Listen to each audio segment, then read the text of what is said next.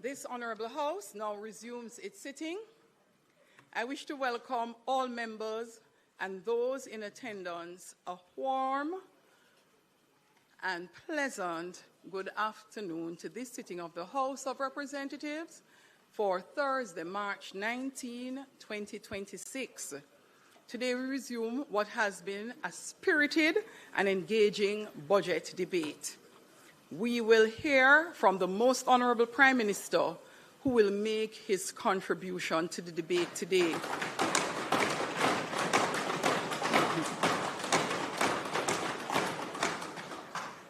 I am confident, members, that you will provide him with your keen attention and that, as always, the decorum of the House will be maintained. We are joined by a number of persons today, and I would like to extend a special welcome to the following persons. Honourable Tom Tavares Finson, the President of the Senate, and other members of the Senate joining us today. It would appear our entire team of senators from the government side is seated in the Parliament. Welcome. Members of the Diplomatic Corps, Cabinet Secretary, Honourable Audrey Sewell, Permanent Secretary in the Office of the Prime Minister, Rocky Mead, and Permanent Secretary in the Ministry of Economic Growth and Job Creation, Mrs. Arlene Williams.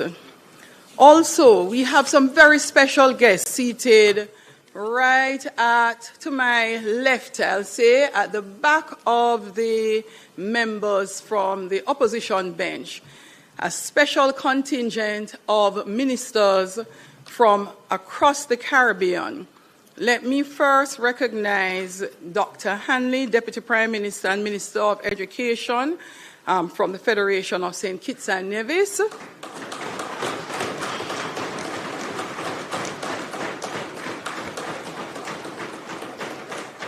Honourable Sonia Parag, Minister of Education. She's from the Cooperative Republic of Guyana. Also, Honourable Chad Blackman from Barbados. Honourable Octavia Alfred, who joins us from the Dominica Republic.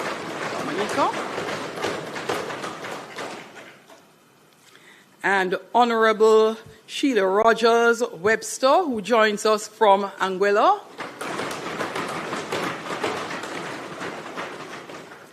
Honourable Danny Butcher, who joins us from St. Lucia. Honourable Philip Jackson, who joins us from St. Vincent and the Grenadines. And Mrs. Lorraine St. Louis Need, Permanent Secretary, who joins us from Grenada. I'll make special welcome and mention of Dr. Wayne Wesley, who is the CEO and Registrar for the Caribbean Examination Council, who is also with us today. I hope I have not left anyone out. Let me say to the special seated guest from St. Andrew West Central, welcome on behalf of your Member of Parliament, the constituency of the Prime Minister. To all who are packed in the chamber and in the gallery today, I hope you will enjoy today's proceedings. And for all those who have joined us across the country on the various social media platforms, be it PBCJ Live or traditional media, I trust and hope that you will find today's proceedings interesting and informative. Clerk, call of the roll.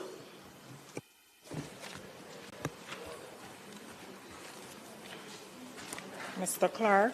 Here. Mr. Green. Here. Dr. Holness. Here. Dr. Chang. Mrs. Williams. Mr. Bartlett. Ms. Grange, Dr. Tufton, Mr. Mackenzie, Mr. Montague, Mr. Darrell Voss, Mr. Chuck, Mr. Charles Jr., Mr. Morgan, Ambassador Marks, Mr. Samuda, Dr. Wheatley, Mrs. Cuthbert Flynn, Mr. Terry Long,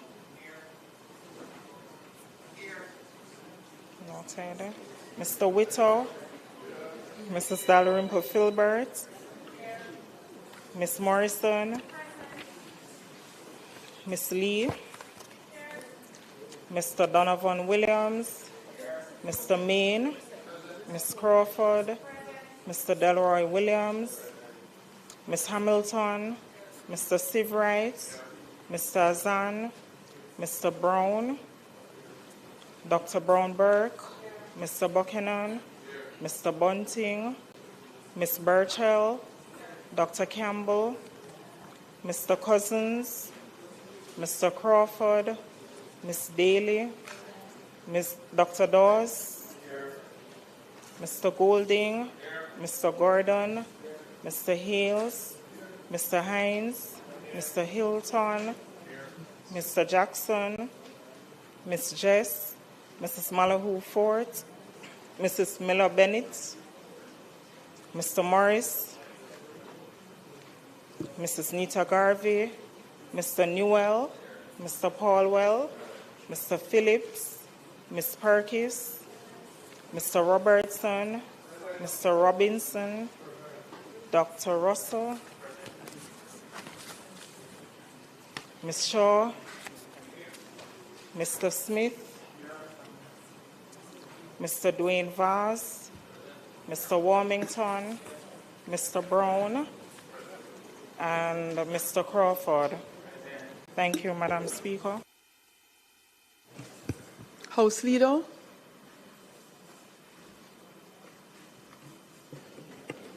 Madam Speaker, could we go through the agenda straight to public business? Thank you, House Leader. Statement by ministers, announcements, bill brought from the Senate, petitions, papers, reports from committees, notices of motions given orally, questions and answers to questions, motions that may be made at the commencement of public business requiring notice, motions relating to the sitting of the House, motions for leave to introduce bills, presentation of bills without leave of the House, first obtained, public business. House Leader. Madam Speaker, let me join you in welcoming the Ministers of Education from our Caribbean family, also members of the Diplomatic Corps who have joined us, the Cabinet Secretary, and the various permanent secretaries and heads of agencies. Madam Speaker, today the budget debate will continue with the contribution from our Prime Minister, who successfully navigated us through COVID, successfully navigated us through Hurricane Beryl, and will successfully navigate us through Hurricane Melissa. Madam Speaker, I ask that the standing orders be suspended to allow the Prime Minister to complete his presentation without time restriction. Thank you, House Leader. As we have done for all in this segment, the budget debate, the question is that the time limit be suspended so that it allows the Prime Minister to complete his presentation. Those in favour? Aye. Those against? The ayes have it. Thank you. Prime Minister, the Honourable Andrew Michael Holness.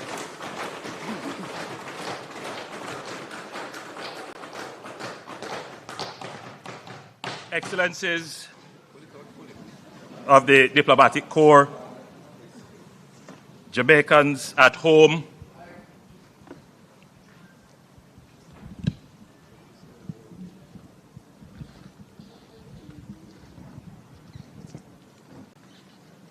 Excellencies of the Diplomatic Corps, Jamaicans at home and in the diaspora listening, watching and following on various media platforms, distinguished ladies and gentlemen in the gallery,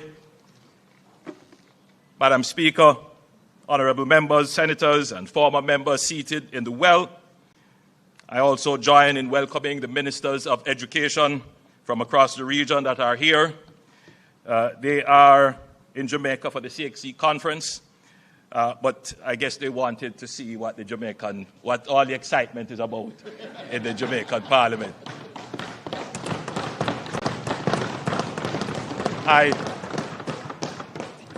I welcome you not only as Prime Minister, but as a former Minister of Education. Madam Speaker, I stand before this honourable House with a heart full of profound gratitude and a profound resolve. And I consider it a singular privilege to do this for the 11th time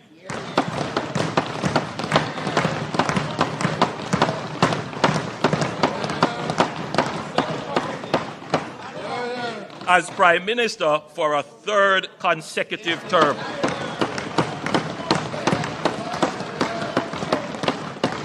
I give thanks first and foremost to the Almighty God for His grace and mercy upon this nation through the passage of Hurricane Melissa, for sparing us the full measure of what that storm was capable of, and the strength He has placed in the hearts of our people, farmers, parents, small business owners, first responders, who rose from the rubble with a dignity and a determination that humbled me. I thank Him equally for ordering my steps across 29 years of public service.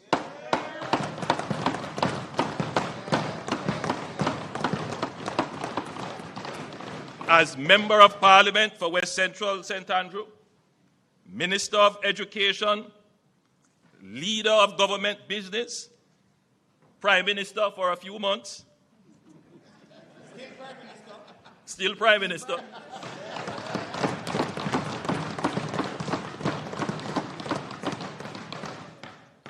Then the people's loyal leader of the opposition. And now Prime Minister once more.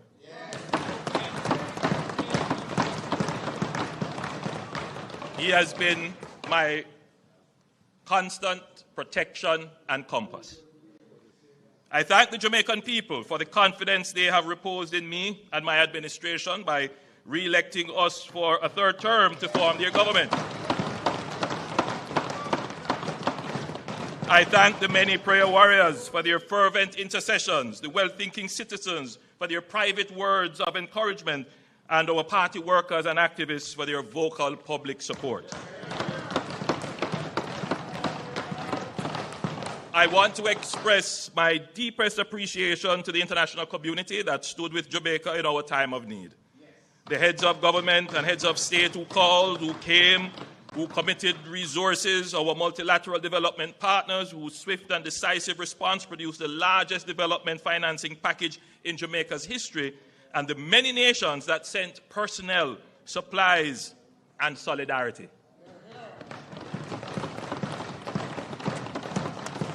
Including members of the CARICOM family who are represented here by their respective ministers of education. To the men and women of the Jamaica Defense Force and the Jamaica Constabulary Force and the Jamaica Fire Brigade, you walked in devastation on foot when that was the only option. Airlifted patients when roads had ceased to exist and distributed care packages to communities no one else could reach. You made every Jamaican proud, and this nation owes you a debt of gratitude.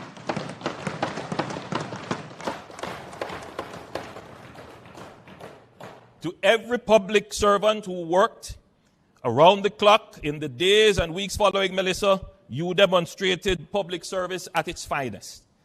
To the Jamaican private sector, the companies, associations, and entrepreneurs who mobilized resources, opened warehouses, contributed equipment, and served their communities without being asked, you show that Jamaica's resilience lives in the spirit of our people.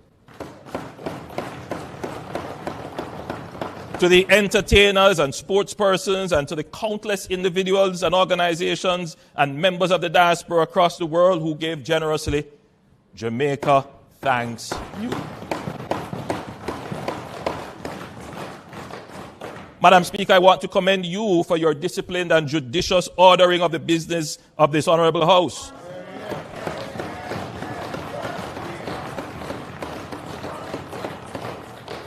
You well know the impact of public service on families. And I want to thank my family for bearing the weight of public life with me and supporting my endeavors.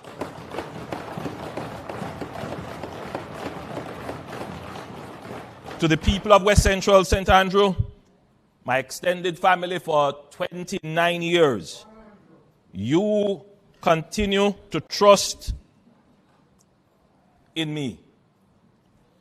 And that is the reason why I keep serving.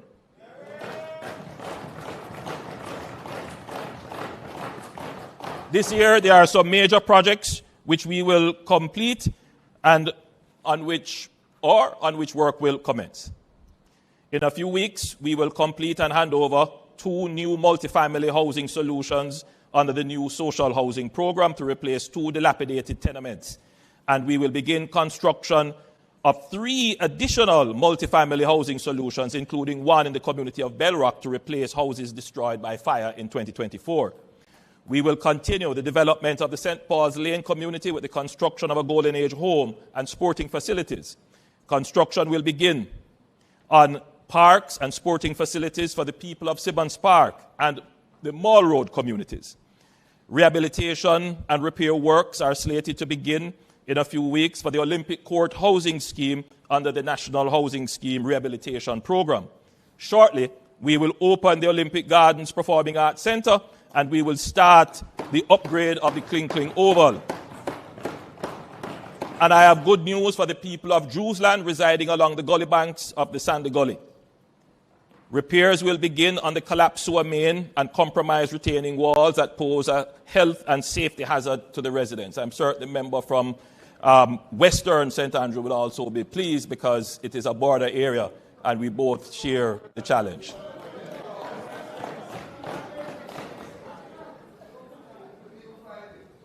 Madam Speaker, these are but a few of the rolling stock of projects on the train line of delivery for the area. Every year, we are making significant investment in the communities. Crime is down, business activity is up, the Olympic Way hip strip is vibrant. There is still significant work to be done. Nevertheless, the constituency is progressing, and every year is better than the year before. I want to acknowledge the newly elected councillor, Kelvin Hall, and members of the constituency executive, Miss Lynn, Miss Veronica, Miss Finey, Miss Sadie, Miss Annette, all the people. All the stalwarts, too numerous to name. Madam Speaker, I also want to acknowledge the hard-working ministers of my cabinet, the dedicated members on both sides of this honourable house who serve Jamaica with distinction every day. I want to thank my personal staff and advisors, my communications team at OPM, and the dedicated members of my security detail. Madam Speaker, I want to especially acknowledge and thank the dedicated teams at the ministries that I lead. You know, Madam Speaker, I want to thank our Cabinet Secretary, the Honourable Audrey Sewell, and the team of the Cabinet Office. It is not well known that the Cabinet Office is actually a ministry, and the Cabinet Secretary is the permanent secretary. It is a ministry. I also want to acknowledge the support of Ministers Wheatley, Marks, and Fitzhenley, and our permanent secretary, Ambassador Rocky Mead, at the Office of the Prime Minister, another ministry of government. Madam Speaker, this administration has always been serious about security. We have recently delineated the Ministry of Defense with its own administrative standing, which is anchored by the permanent secretary in the OPM, Ambassador Rocky Mead, former Chief of Defense Staff. And we did this to yield greater cross-functionality with ODPEM. I want to commend Ministers Montague and Morgan and Permanent Secretary Arlene Williams, hardworking Permanent Secretary at the Ministry of Economic Growth and Infrastructure Development. Madam Speaker, I stand here as Prime Minister, and most people would understand my job to be directing and coordinating all of government through cabinet ministers. However, I also want to point out that I stand here as a Minister of Government as well, with direct oversight of several substantial portfolio responsibilities. I don't only direct, convene, and preside, I also do the heavy lifting of ministerial work as well. Over 4 ministries.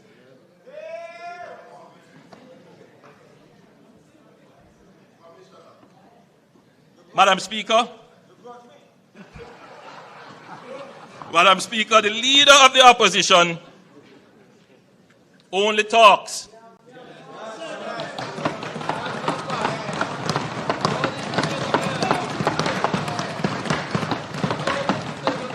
I do the job of Prime Minister,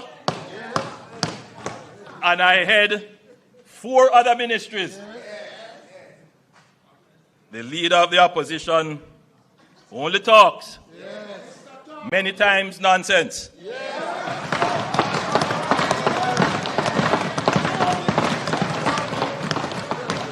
And takes home $27 million.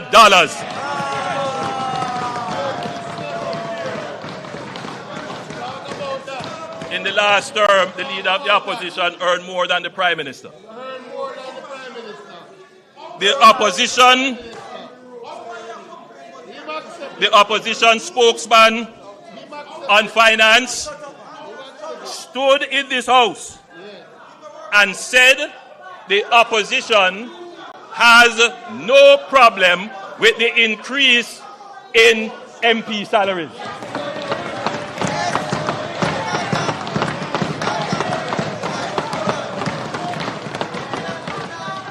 A few days later, the PNP General Secretary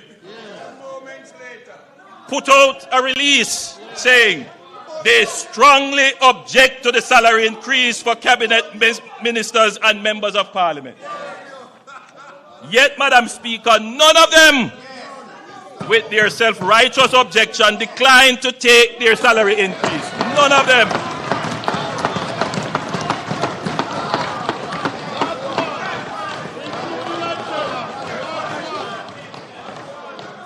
In fact, Madam Speaker, they were the first ones calling the Parliament to find out the amount of their retroactive pay.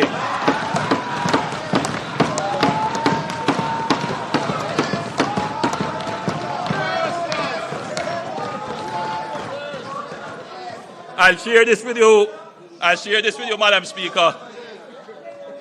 A member on that side, not to be named,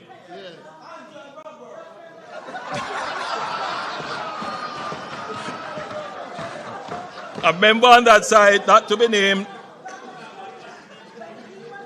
obviously concerned that the public posture of the PNP could force the government to reverse the pay increase, called to say that I should ignore the statement of the PNP General Secretary and the leader of the opposition, as all their MPs agreed with the increase and could not survive without it.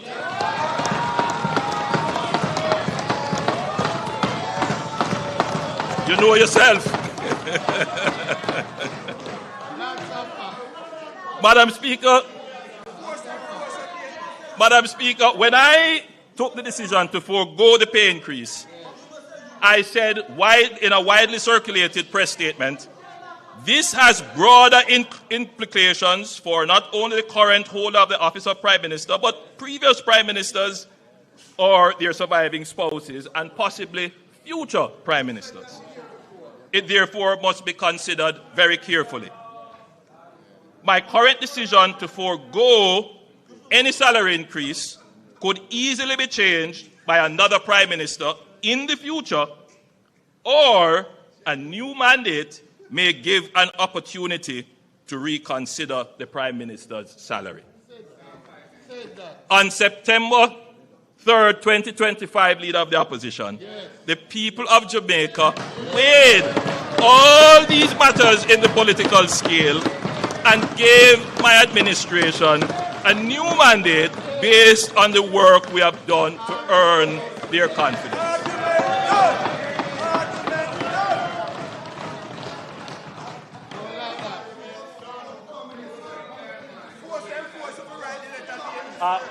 Madam Speaker, I have a gift here, if the standing orders would allow. I want to give it to the Leader of the Opposition.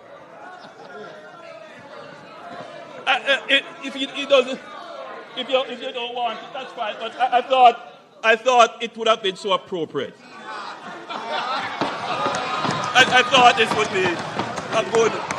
By the way, Madam Speaker, this is a cap that is one of our local designers. It's a very popular cap, and I thought that the Leader of the Opposition would do well to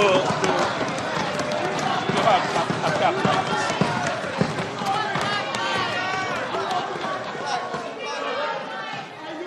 Madam Speaker,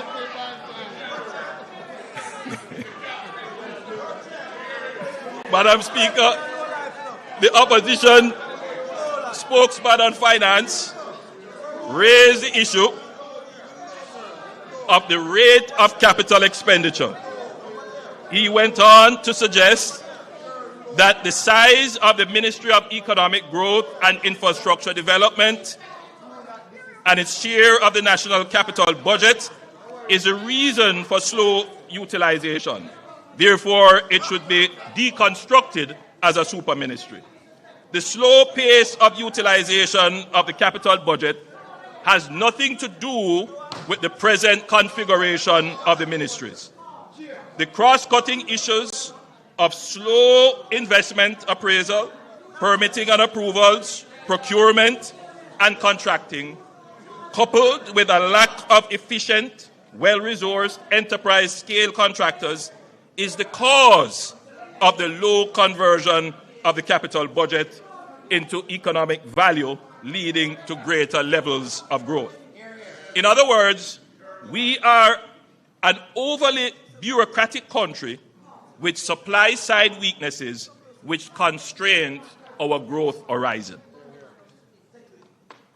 Despite these challenges, it must be noted that the Ministry of Economic Growth and Infrastructure Development, on average, has spent more than 97% of its capital allocation over the last 4 budgets.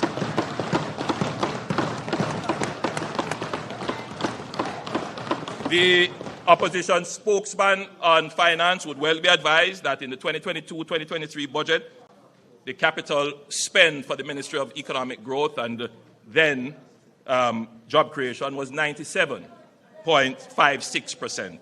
In 2023-2024, it was 98.1%. In 2024-2025, it was 98.38%. And so far this year, haven't closed out as yet, we are at 95.59%. In fact, Madam Speaker, this ministry has stimulated, overseen, and supported the most sustained and robust period of infrastructure development since 1960, which in turn has resulted in the last decade being the most consistent and sustained period of quarterly growth in the last 30 years.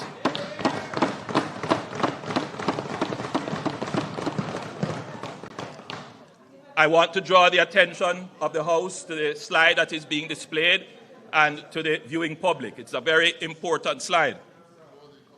The economy under the Jamaica Labour Party returned 20 consecutive quarters of growth between the last quarter of 2015 and the COVID interruption.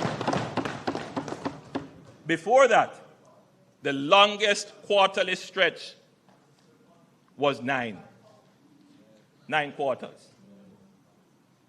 So there is a fundamental change in the Jamaican economy. The only time that we have not had growth would have been the COVID impact and the burial impact. The beauty of this graph that is being displayed, this table, is the speed at which the economy recovers. So, Madam Speaker,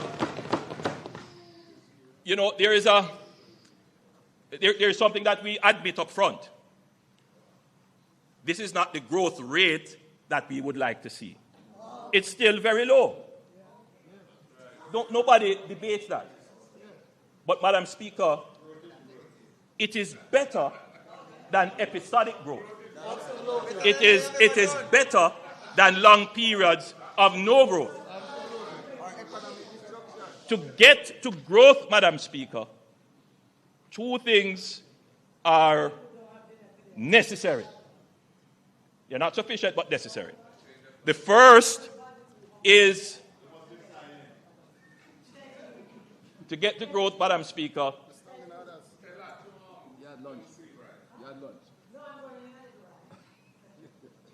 The first is stability. And what you are seeing here as a feature of the Jamaican economy is stability. And the reason why we have this stability, it is because of the fiscal program that the government has implemented. You know, Madam Speaker, we go back and forth debating who is the father of fiscal discipline. We already said the DNA test prove that they are not the fathers of fiscal discipline. But, Madam Speaker, there is one more child of this government for which the paternity is not in question. And it is necessary for growth. And that is resilience.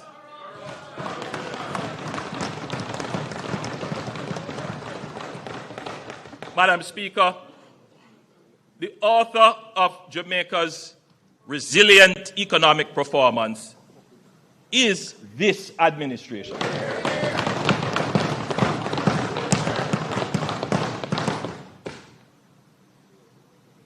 The economy, as I said, Madam Speaker, gave us 20 consecutive quarters of growth between the last quarter of 2015 and the COVID interruption, and without doubt the best performance in employment generation in the history of independent Jamaica, with a most recent 3.3% unemployment rate.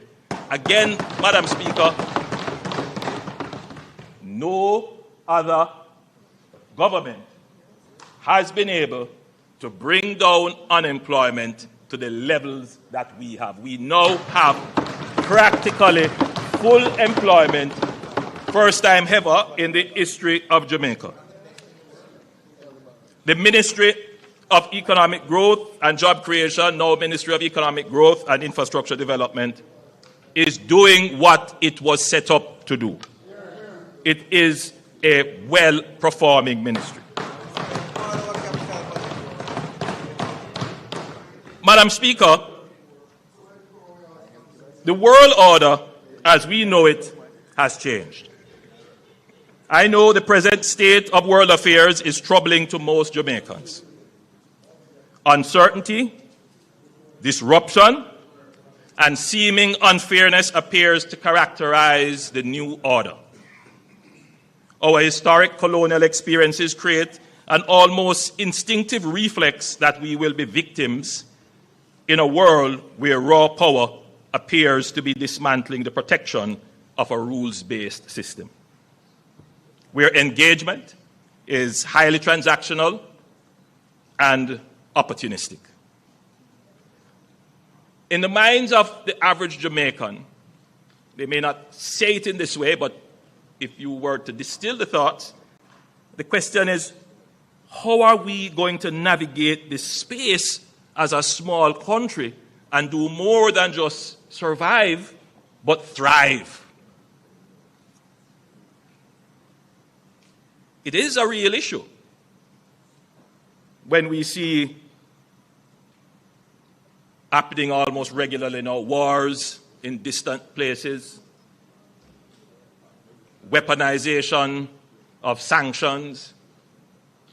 It is a concern to the average Jamaican when the price of their goods rise, having nothing to do with them.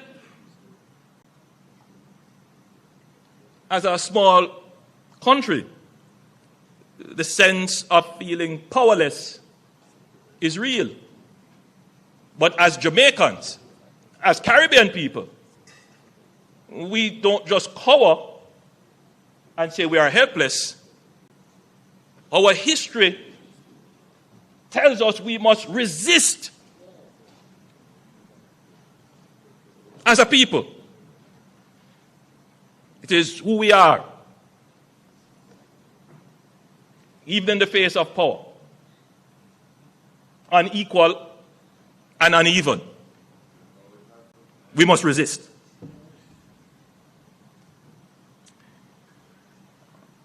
I think the first strategy, however, Madam Speaker,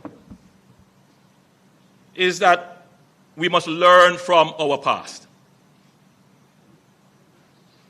It is not the first time that the global order has changed in profound ways. We could go back to the Napoleonic era, but we won't go that far. Let's go to the post-World War II era, 1945 to 1950, when the actual multilateral system that exists now was formed. Born out of the ashes of global conflict, it is the most decisive and extensive ordering of global affairs in modern history. The United States of America and the Allied powers constructed a global order anchored on the formation of the IMF, the World Bank, the United Nations, and the General Agreement on Tariffs and Trade, GATT, which we now call the WTO. This multilateral order drastically reduced interstate conflict and enabled unprecedented economic growth over the last 80 years. It is not perfect, but it is better than anything that existed before. Madam Speaker, while multilateral rules-based institutions were being established, two other developments were happening in parallel. Many other developments were happening, but I want to focus on just two. The first is the emergence of what is called a bipolar power structure, which we generally call, at the time when it was emerging, the Cold War. Two superpowers, the United States and the Soviet Union. Between 1947 and 1991, the world split into two completing blocs, the US-led Western Bloc and the Soviet-led Eastern Bloc, each with its own military alliances, economic systems, and ideological frameworks. The second process, Madam Speaker, was the process of decolonization. And this was accelerating. Empires could no longer afford their colonies. Resistance against colonialism internally increased, moving dozens of states to independence across the world. Asia in the 1940s through to the 1950s. Africa in the 1950s through to the 1970s. And the Caribbean in the 1960s through to the 1980s. The United Nations started in 1945 with 51 countries. Today, it has 193 countries. Newly independent states joining this new rules-based multilateral system essentially created a third bloc. And you would hear these terms being used, I certainly heard it when I was growing up, referring to this third bloc as the third world.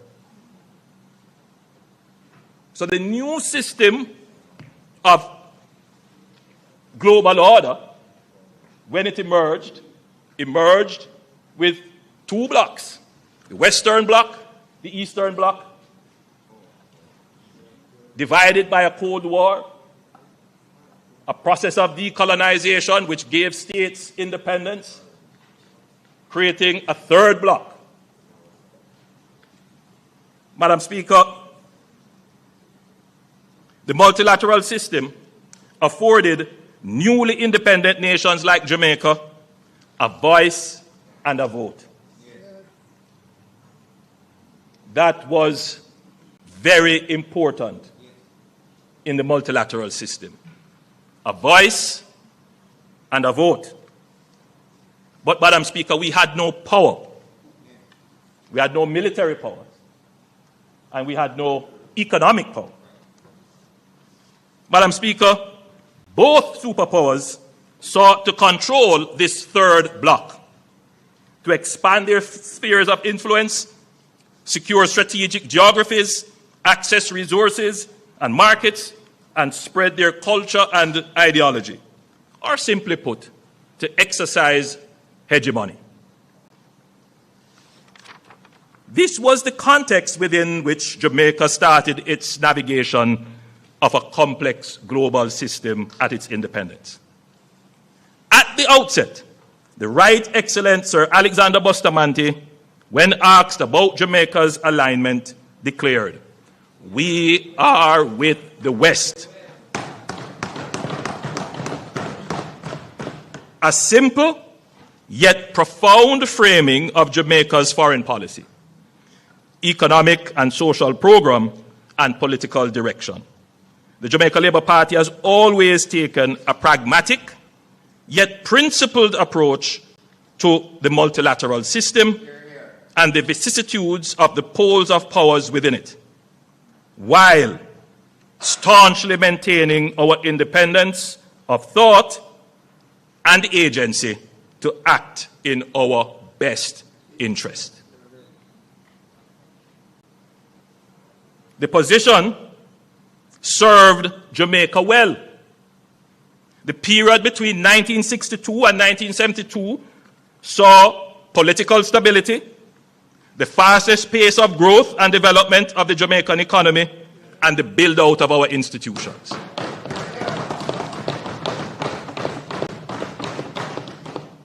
Madam Speaker, the period 1972 to 1980 of the Cold War era, the PNP government under Prime Minister Michael Manley changed Jamaica's political, economic, and social development policy and trajectory to democratic socialism, which also informed a change in Jamaica's foreign policy outlook. During that period, Jamaica joined the non-aligned movement and pursued relations with other socialist and communist countries of the Eastern Bloc, including Cuba. This was a fundamental and consequential shift based on an almost fanciful ideological aspiration. It placed us in the crossfire of a power struggle between superpowers which was not in our interest and had negative consequences domestically.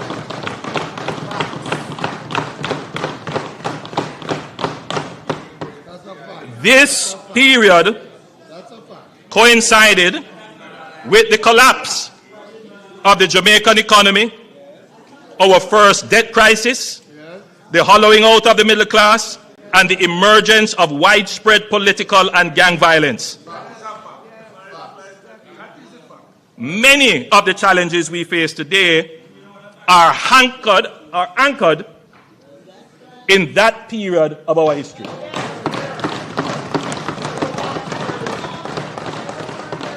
Now, look, I know what I have said here is going to stir up our antsness, because people do feel very strongly about this period, but I don't think it is ventilated enough. Look, no, what I've stated here is not opinion. These are the facts. These are the facts. If you ask me for my opinion, I will give you my opinion. Right? And my opinion is that I admire Michael Manley's intellect. I admire his willingness to challenge. But I also question his judgment.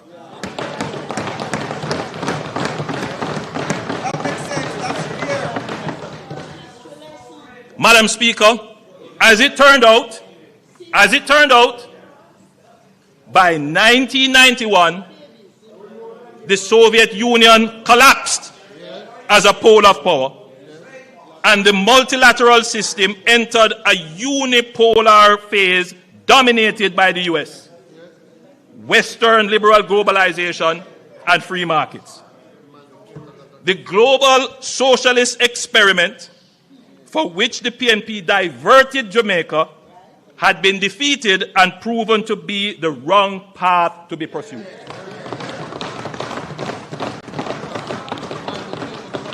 Now here are the facts.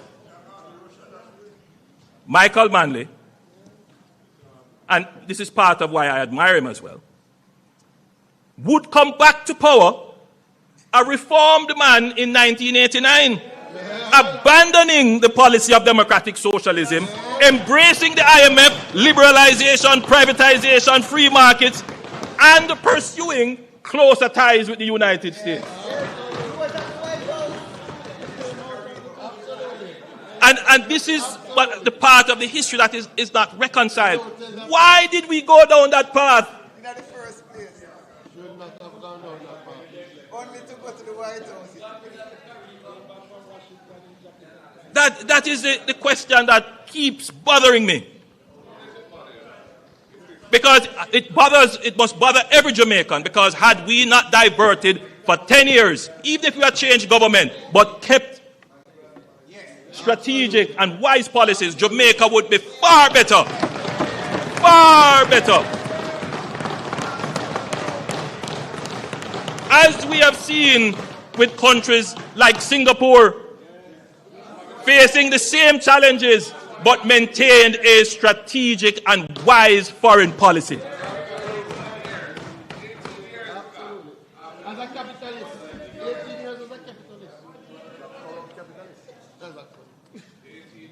Madam Speaker, today we see the global system changing again, moving from a unipolar world to now a multipolar world, with the rise of China, India, the reassertion of Russia,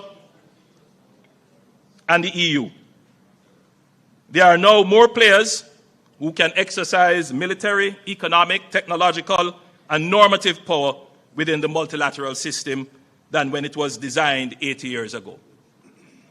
This means there is likely to be greater contestation within the multilateral system and less automatic consensus on issues and solutions. There is also a greater likelihood of fragmentation, which is what we are seeing now, as powers seek to advance their interests unilaterally. It begs for a reform, urgent reform actually, of the global multilateral system. We cannot abandon it, but it must be reformed to take into consideration these new power dynamics that have emerged. In this dynamic foreign policy environment, Jamaica must be strategic. We cannot go down the road of ideological rhetoric. Been there, done that.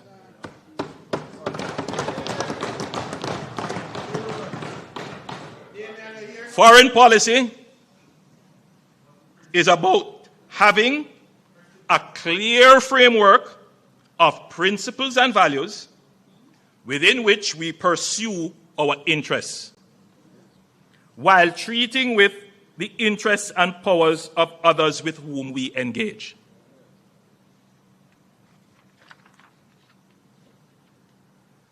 My administration has always ensured that our foreign policy serves our economic interests.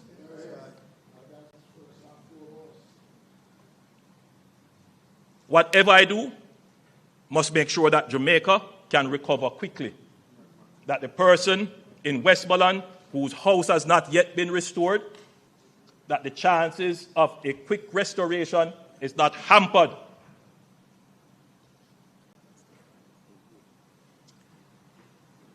And we see the benefits of our foreign policy efforts in the swift mobilization of relief and access to over $6 billion of reconstruction funds from the multilateral financial system. I don't want anybody to talk about foreign policy,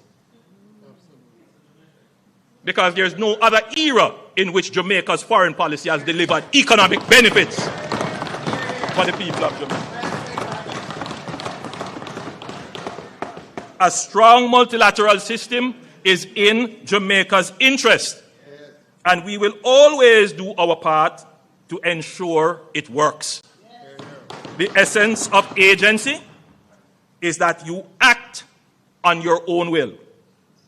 As a responsible member of the global community, Jamaica will always take the necessary action to be compliant with all our obligations under the multilateral system. Nobody has to put sanction on us or force us because we have agency. The country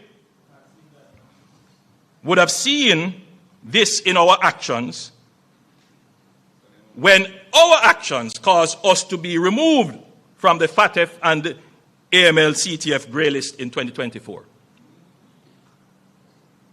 Grey list, the way our structure and system was, it was reviewed. We ended up on the grey list.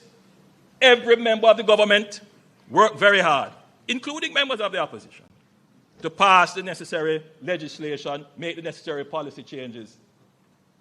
I mean, there were those saying that these, imperialists imposing global financial things on us, make we resist it. And what? Lose access to the international banking system?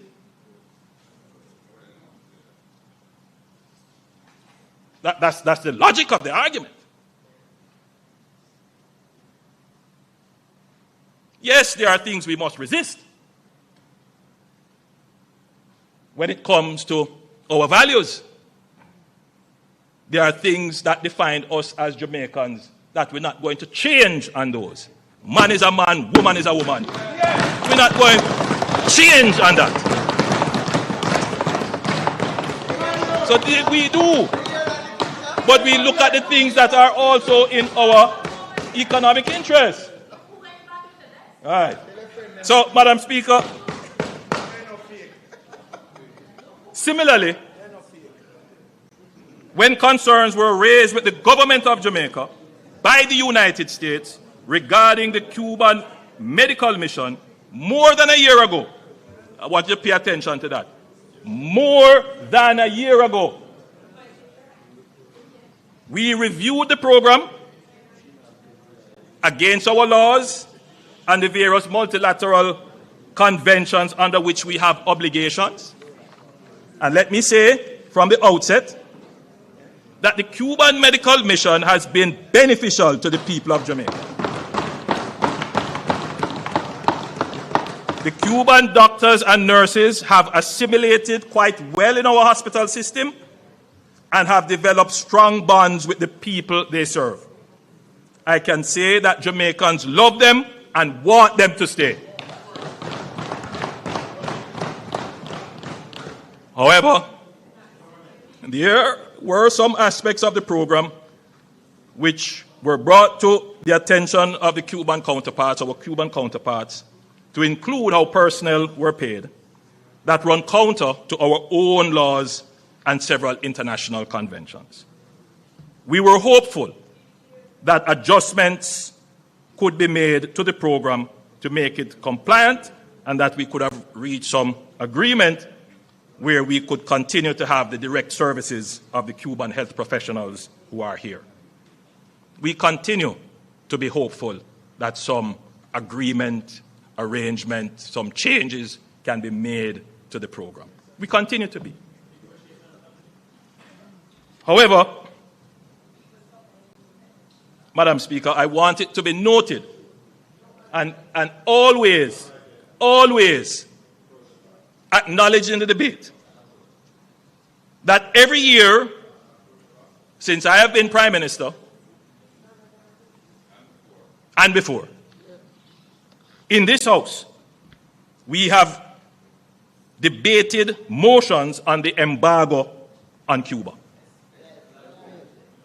Yes, my administration did that.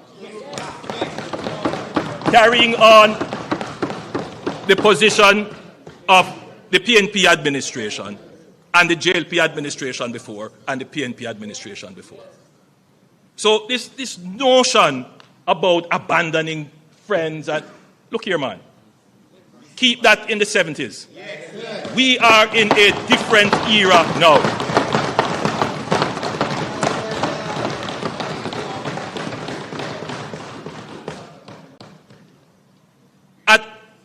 All my speeches to the UN General Assembly, there are a few lines in there about Cuba and the embargo.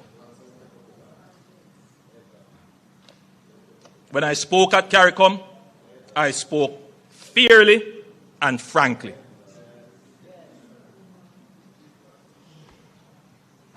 As our closest neighbor, we are concerned for the situation in Cuba. Through CARICOM, Jamaica will do its part to offer support for our brothers and sisters in Cuba.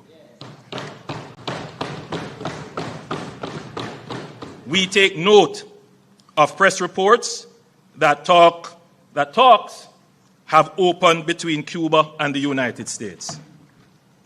This is a moment for reform and reset, and we are hopeful for a positive outcome.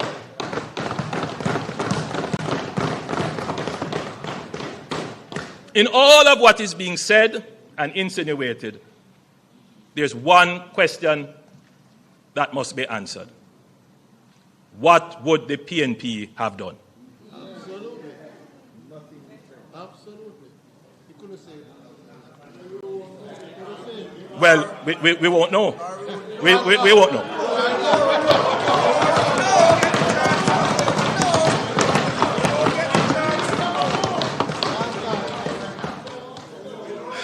Madam Speaker, there are moments in the life of a nation that test not only our systems but our soul. Hurricane Melissa was one such moment. The slide that is about to be displayed shows the path Hurricane Melissa took across the island. Hurricanes are becoming more frequent and more intense. And I want the country, members of parliament, the guests here to internalize what I'm about to say. In the 65 years since 1960, the Atlantic has produced 799 recorded storms in the last 65 years. Remarkably, 201 of them, or a quarter, occurred in the last decade. Of the 34 Category 5 hurricanes recorded since 1960, 14, or roughly 38% of them, have occurred since 2015. If that is not showing you that the climate is changing, meteorologists describe Melissa as the strongest tropical cyclone the Earth is physically capable of producing, a storm at the limits of nature's fury. When the winds finally settled and the rain relented, what greeted us in western parishes was not merely damage, it was devastation of a kind that defies description. Madam Speaker, I have seen photographs of Hiroshima, the haunting, flattened silence after the atomic bomb fell. in August 1945. A city reduced in a single moment to ash. When I traveled through St. Elizabeth and Westmoreland in the days after Melissa, I understood viscerally what that kind of erasure looks like. And yet, Jamaica did not fall. We were tested at the very limits of nature's power, and we did not break. Our economy held, our institutions functioned, and our people adapted. In those same parishes, even as debris still lay heavy across the land, I met farmers already planning their next planting. I met mothers clearing the rubble with their bare hands so their children could have somewhere to sleep. I met small business owners who had lost everything but were ready to start again. In those moments, I felt something that no storm on earth can touch. The quiet, indestructible resolve of a people who have never, not once in our history, chosen to surrender. Madam Speaker, before anything else, we acknowledge with gratitude, humility, and reverence that God's hand was upon this island, and that we were spared the full measure of what Hurricane Melissa could have done. But alongside grace, Proverbs 22, verse 3 tells us that a prudent man foresees danger and takes precaution. Jamaica took precautions, not only in the hours before landfall, but in the years before the storm. Madam Speaker, when Melissa was still days away, shelters were activated, evacuation orders were issued, and emergency communications tested. The public was kept informed of the trajectory of the hurricane and precautionary measures to be taken through several public briefings and media announcements. We were as ready as this country has ever been for a hurricane.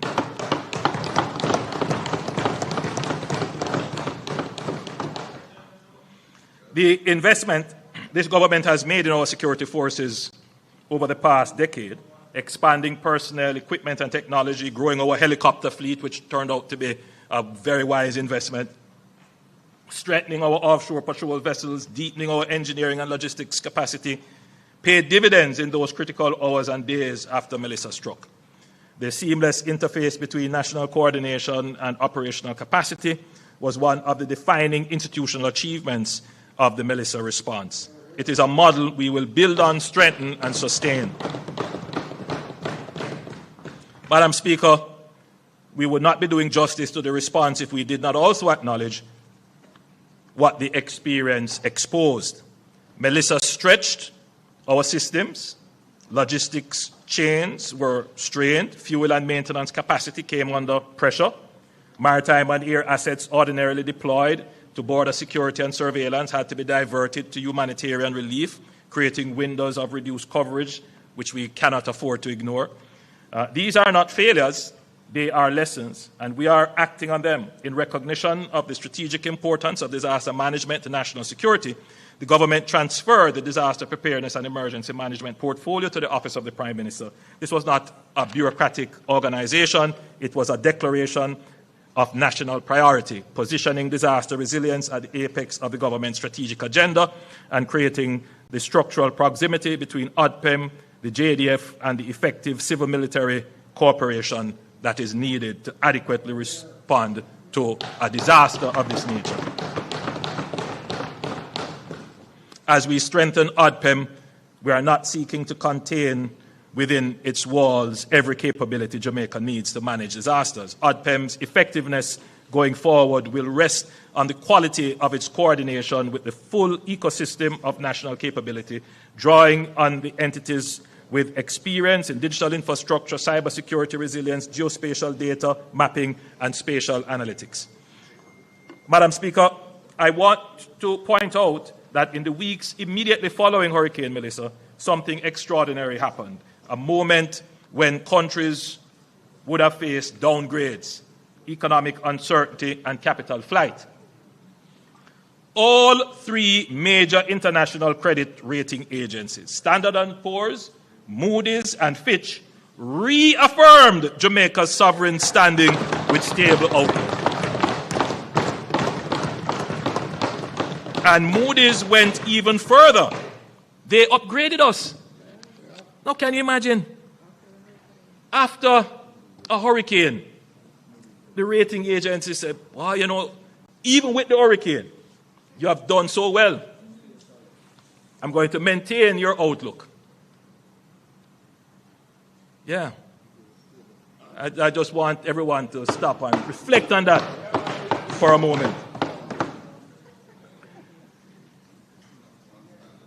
It sent a powerful signal to the world that Jamaica's resilience, note the word now, not stability, Jamaica's resilience, which is what we have put into the economy, is not only social and emotional, meaning our people's ability to withstand disaster, but it is also institutional in the agencies that we have created in terms of fiscal and economic. That credibility wasn't gifted to us. It was earned through years of disciplined, courageous reform and sound governance. And it has now become an asset we are deploying in the service of every Jamaican. And the results are already visible. The recovery from Hurricane Melissa is proceeding faster than anyone initially projected. But speed of recovery does not happen by accident. It is a product of fiscal strength deliberately built and strategically deployed. Consider what that means in practice. Within weeks, the government extended a loan of $150 million to the Jamaica Public Service Company to support the immediate restoration of electricity across the island. That single intervention accelerated the reconnection of communities, businesses, hospitals, and the resumption of daily rhythm of life that so many Jamaicans depend on. Today, electricity and water have been restored to approximately 99% of customers.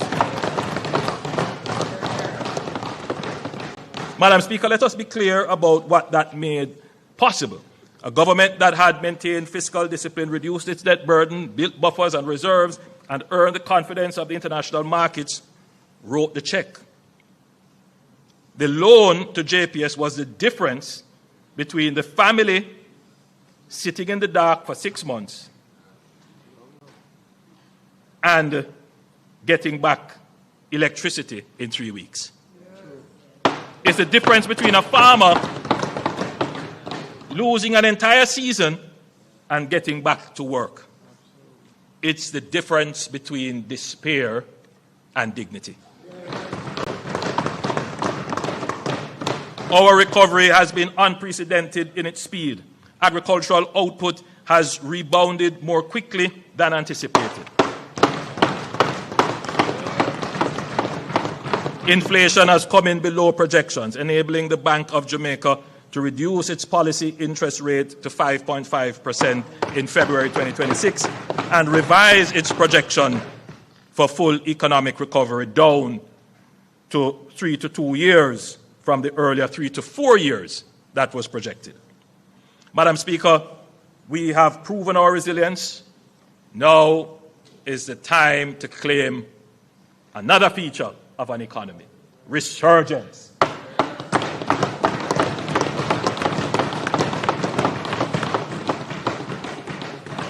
So you move from chaos to no growth to stability to resilience, and now, Madam Speaker, today this budget is the first declaration that Jamaica will resurge.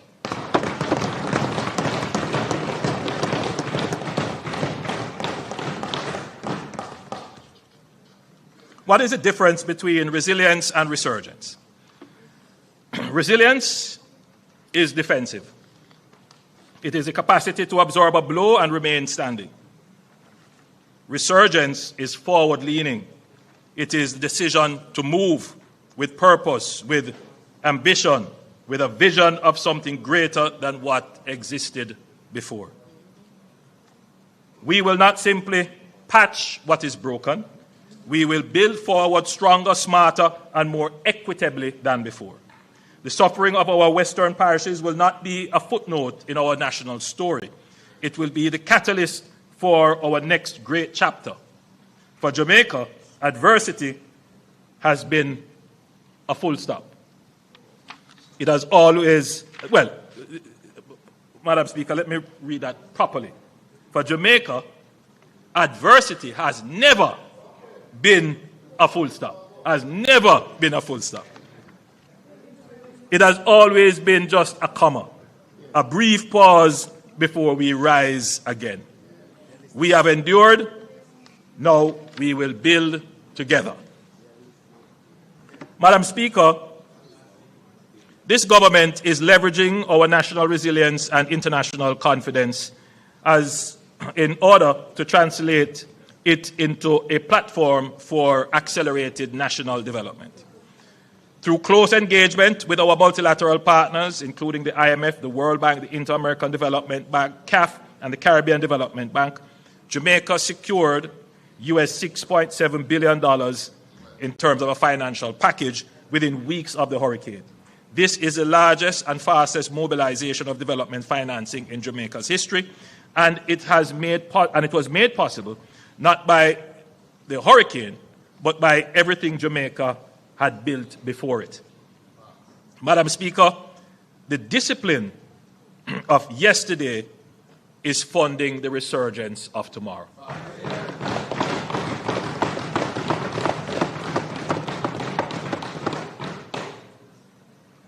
But financing alone is not enough.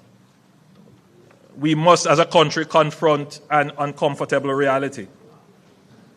While Jamaica has built one of the most credible macroeconomic frameworks in the developing world, the execution of large investment projects too often moves at a pace that belongs in another era. Layers of approvals, fragmented processes, and rigid procurement rules, though designed with good intention, can make it difficult to move quickly when transformational opportunities arise. In today's global economy, capital is highly mobile, and investors compare jurisdictions not only on stability and incentives, but on speed of decision-making and certainty of execution. Too often, promising opportunities have gone elsewhere, to countries that are simply more nimble. We cannot allow this to continue. Even recently, Madam Speaker, I have seen projects that were eyeing Jamaica.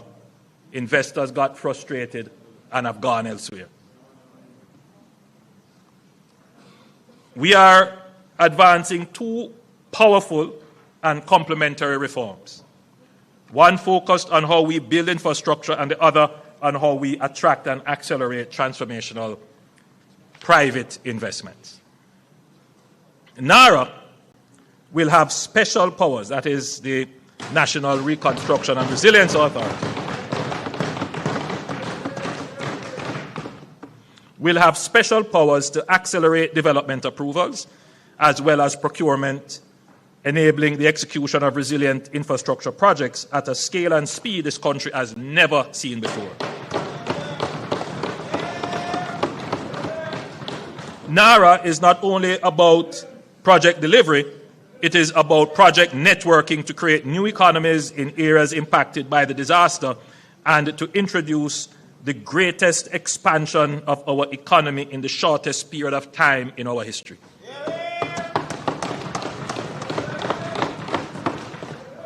Madam Speaker, NARA will turn a crisis into an opportunity for Jamaica.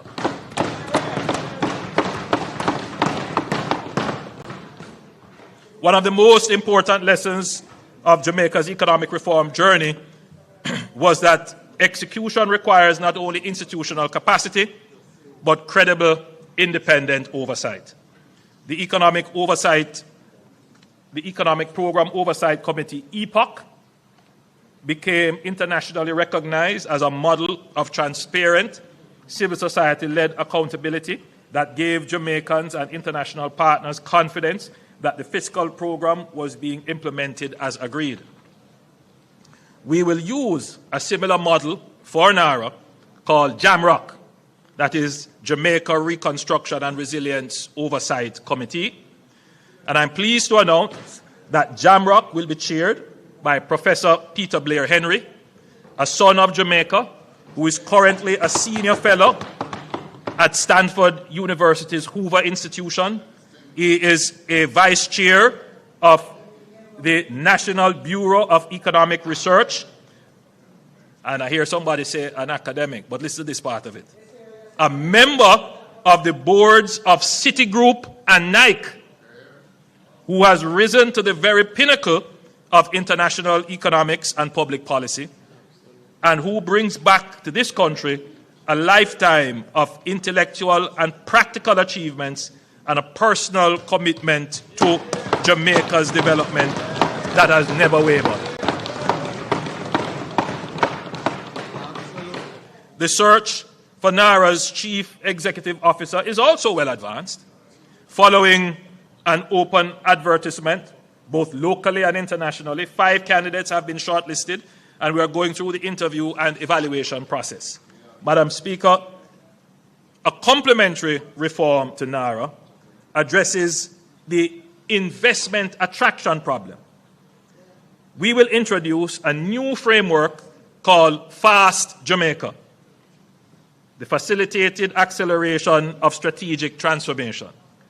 This will be part of our national growth inducement strategy through investment.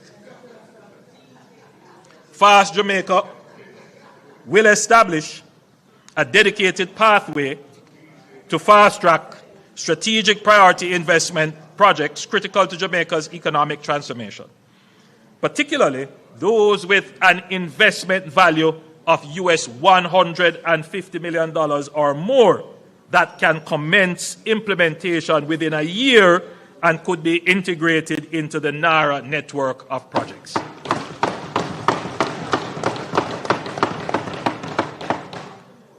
The framework will focus on projects in sectors that will shape Jamaica's competitiveness, and we're looking at areas such as energy infrastructure, digital infrastructure and telecommunications, logistics, air and seaports, water, sewage and desalination, low-income housing and urban development, high-value tourism including wellness, medical and sports tourism, entertainment and the creative industries, STEM education and research, specialized healthcare, high-value agriculture and agro-processing, advanced manufacturing, and critical minerals, including rare earth elements. Cabinet will retain the ability to designate additional sectors where strategic opportunities arise. Central to Fast Jamaica will be a strategic investment council, a high-level body tasked with the initial screening and evaluation of major investment proposals. The elements of this already exist between JAMPRO, DBJ, and the Cabinet Office. The Council will assess the strategic merit, economic impact, and national interest considerations of each proposed project and will recommend to Cabinet the most appropriate development modality, whether public-private partnership, joint venture, concession arrangements, or otherwise, as well as whether the project should proceed through direct negotiation or a competitive process. Projects approved by Cabinet will be designated strategic investment projects and will benefit from accelerated approvals across government, coordinated regulatory engagement, and dedicated facilitation teams to ensure efficient execution. Fast Jamaica will also allow the government, where appropriate, to engage with unsolicited proposals from investors, recognizing that some of the most transformative projects originate from private sector proprietary knowledge. Madam Speaker, Fast Jamaica is not about weakening safeguards. It is about modernizing how government partners with strategic investors in a fast-moving global economy. Fiscal exposure will continue to be rigorously addressed by the Ministry of Finance and the Public Service. Cabinet will retain full oversight of all final agreements, but what will change is the speed, coordination, and clarity with which Jamaica engages with major investment opportunities.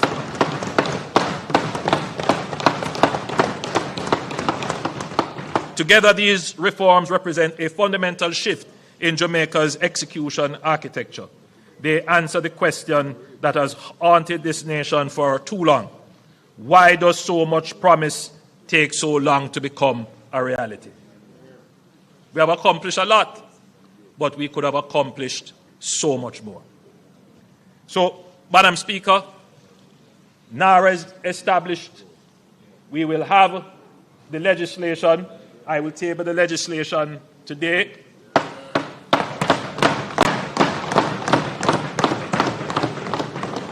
We have interviewed 5 shortlisted persons to become the Chief Executive Officer. We will make a determination shortly. We have selected someone to head the oversight body, and we will have conversations with members of civil society, the opposition, and other interest groups to fill out that body. So NARA is established. The purpose of NARA is to take all the projects that we have had in development, or some of them in File 13, and all the new projects, and coordinate their implementation.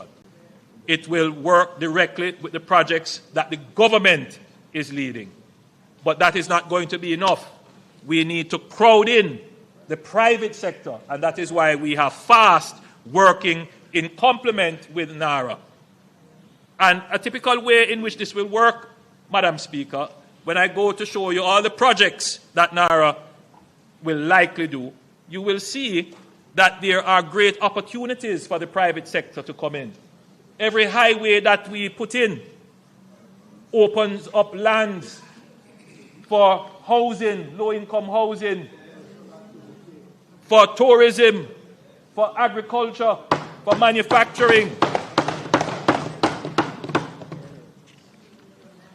Madam Speaker, NARA's first and most consequential mandate will be to prepare a comprehensive project and economic plan to deliver within the next 4 years. And when we say deliver, we mean complete within the next 4 years. Today, I lay out a transformative vision for Jamaica by highlighting several national projects across the length and breadth of the country. Many of these projects are not new. They have appeared in development plans, consultancy report, policy discussions for years, in some cases for decades. This vision was never the problem. What was missing was the mechanism to convert them from aspirations into reality. The financing, the institutional architecture, and the enabling environment. We now have all of these. Some of these projects will be delivered through NARA, others will be executed through existing institutions and public-private partnerships operating alongside and in concert with NARA. What unites them all is a single coherent national vision. A Jamaica rebuilt stronger, planned smarter, connected more efficiently, and distributed more equitably. Where every region of this island is a functioning engine of growth, and where the resurgence we are claiming is visible, tangible, and felt in the daily lives of every Jamaican. I will highlight a few of these projects starting in the southwest. Black River. Madam Speaker, I want to start in Black River, because Black River tells a story that is larger than one town. It is the story of the existential vulnerability of low-lying coastal communities to the intensifying force of climate change. Black River is one of Jamaica's oldest and most storied towns. Founded in the 18th century, it was among the first places on this island to receive electricity, piped water, and the motor car, a proud maritime hub, the commercial heart of St. Elizabeth, gateway for the logwood and rum and pimento trade that shaped our economic history. The Georgian wooden houses along the waterfront, the masonry, mercantile buildings, the civic structures by the sea, all spoke to a town of character, history, and dignity. But Black River grew as many Caribbean coastal towns grew, parallel to the shoreline. its hospital, its courthouse, its market, its homes, all concentrated along the coast, all exposed. For generations, that vulnerability was managed, tolerated, absorbed, but Hurricane Melissa ended that. Storm surges of 8 to 14 feet tore along the Crane Road corridor. The historic waterfront was devastated, civic buildings destroyed, critical infrastructure severely compromised. Madam Speaker, we will not rebuild Black River as it was. We will rebuild it as it should be.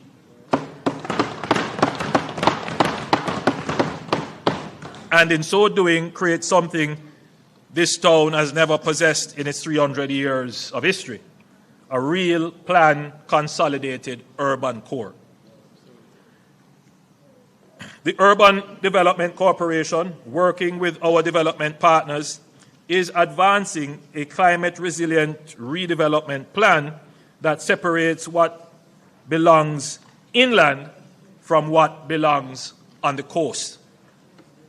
The heart of the plan is the new urban center, to be developed inland, safely above storm surge and projected sea level rise. And you can see a representation of where that urban center is going to be and what it, well, that's the waterfront, but what it could look like. So this is where Black River's essential public functions, its hospital, courthouses, municipal offices, police station, tax office, schools, market, and transport hub will be consolidated into a planned, workable, flood-safe precinct for the first time. It will have a proper town square, a civic park. The buildings will be designed to withstand Category 5 wind loads. Built on elevated platforms above projected sea level rise scenarios with utility corridors, drainage infrastructure, and emergency redundancy. The historic waterfront will be protected by a layer of coastal defense systems, submerged offshore breakwaters to dissipate wave energy before it reaches shore, a concrete seawall integrated with a continuous public boardwalk, and engineered revetments along the most vulnerable stretches of coastline. The waterfront will become what it always had the potential to be: a vibrant public amenity, an entertainment and tourism corridor, a place where boutique hotels and restaurants and cultural experiences make this stretch of Jamaica South Coast a genuine destination. So, the same questions that Melissa forced on Black River must now be confronted everywhere, and the answers must be guided by the same logic, applied consistently, deliberately, and at national scale. That logic can be distilled into 4 foundational principles that will guide how we plan, build, and invest going forward. The first principle is strategic spatial planning and risk-informed development. What happened in Black River happened because for decades, development decisions were made without regard to hazard mapping, flood risk, or climate projections. That must now change. Critical national infrastructure must progressively be relocated away from high-risk coastal zones. Hospitals, schools, utilities, highways, and logistic facilities must be positioned with full regard to storm surge, flooding, and sea level rise. Where we build is as important as what we build. The second principle is building redundancy in distributed systems across critical infrastructure. Black River's civic core was concentrated in one exposed corridor. And when Melissa struck, a single surge compromised everything simultaneously. That is not resilience, that is fragility. Our transportation corridor, power systems, water supply, telecommunications, network, and logistic systems must be engineered with backup capacity and distributed architecture so that when one part of the system is struck, the rest keeps functioning. Resilience is incompatible with single points of failure. The third principle is the integration of regional development and resilient economic clusters. The Black River Plan does not end at the town's boundary. It connects to housing developments, agricultural corridors, tourism infrastructure, and the regional road network across the South Coast. That is intentional. Resilience cannot be built by project. It has to be built by a network. Connectivity, roads, hospitals, schools, housing, energy systems, and government services must be planned together to create a self-sustaining regional ecosystem. The fourth principle is economic diversification and production resilience. A resilient nation is not only physically strong, it is economically adaptable. Black River's rebuilt waterfront will anchor not just tourism, but wellness, marine recreation, heritage experience, and culinary offerings rooted in St. Elizabeth's agricultural identity. That diversification away from dependence on a single sector, any single market, any single source of economic activity is the model for Jamaica as a whole. We must broaden our productive base. Madam Speaker, the redevelopment of Black River will embody all four principles. It will be proof of concept that Jamaica has learned lessons and that we are determined to apply them not just to the historic town of the South Coast, that is the Black River, but to every parish, every corridor, and every community of this island that faces the same challenge as we seek to build forward stronger.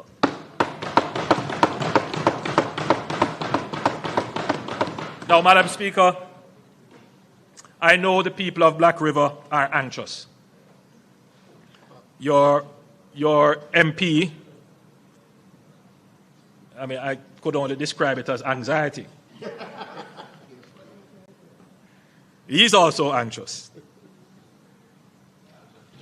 Particularly persons who own property in proximity to the coast that sustained damage. There's a certain level of uncertainty. They're not sure whether or not they should rebuild, restart. Many of them have reached out to say, Prime Minister, I don't want to restart. In fact, there are several who have said, I was even contemplating coming out of business. Melissa's hastened the decision, but they want some indication so that they can figure out how to plan. And we hear on our side the magnitude and scale of what we are planning to do can't be rushed. We can't make wrong decisions. So we have to think these things out carefully, put in place the systems and the structure. So today I would have laid out for you the NARA, which will manage it, the legal framework under which it is going to be managed. So we are well there. So I would say to the people of Black River, we have identified suitable lands to support a structured program of relocation and reconstruction for housing and business. For businesses, the town of Black River, for businesses in the town of Black River, the UDC has been asked to begin dialogue with property owners regarding acquisition of property and relocation where necessary. Madam Speaker, I don't want to say too much here because I know how, what leaves here and lands there might be two different things. So I prefer that the entity, I have tasked them to go and start the dialogue, that they go and speak to the people directly. After agreement is reached, then you can speak publicly. Early next month, various agencies of the government will begin the consultations and sensitization with specific communities in Black River and along that corridor regarding relocation of their communities. the truth is there are just some communities that proximity to the swamp, threat from the sea, when we look at all of the risk maps that the best option is to relocate. But we know how difficult this is. And so we will handle this in a very sensitive way. We will ensure in a very transparent way as well. We will ensure that nobody is at a loss and that livelihoods are enhanced as a result of it. It is not something that is going to happen overnight. We acknowledge this, but it is something that we must do. So we will start the conversations individually with them. Madam Speaker, as you can see, there are several exciting transformational projects planned for the southwestern region, including Fonthill. Yes, with its world-class ecotourism potential, Fonthill is down for development. The airport in Little London, which was already announced, that will be brought on to the NARA project sheet. And the new urban center in Negril, that as well will be brought on to the NARA sheet. And I wanted to just draw your attention to the road network. There, the lines in red are showing you new highways and corridors that will be built. One of them will be the extension of the east-west highway from the Williamsfield leg bypassing Spur Tree. And then there is another corridor which will not run on the coast, but more inland, but will connect to where the new Black River Urban Center will be. So all of these roads will be under NARA, and they will be started and completed within the next 4 years. In fact, these roads should be completed within the next 3 years. What we learned from the hurricane is that in the immediate few days, we did not have access. The roads were impassable, they were blocked. And, one of the problems was just how the road was built. We had no challenges with the highways. No highway was blocked because these roads were built to different standards, different drainage provisions were made. Now, St. Elizabeth, which didn't have it before, will now have 2 modern highways traversing the parish.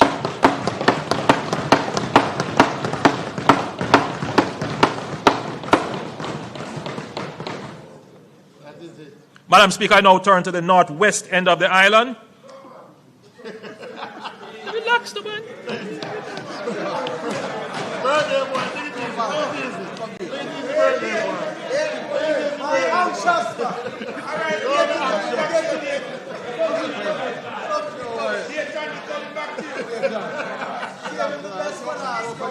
No, but the member, just to put the member at ease. What I'm presenting here are large-scale reconstruction projects for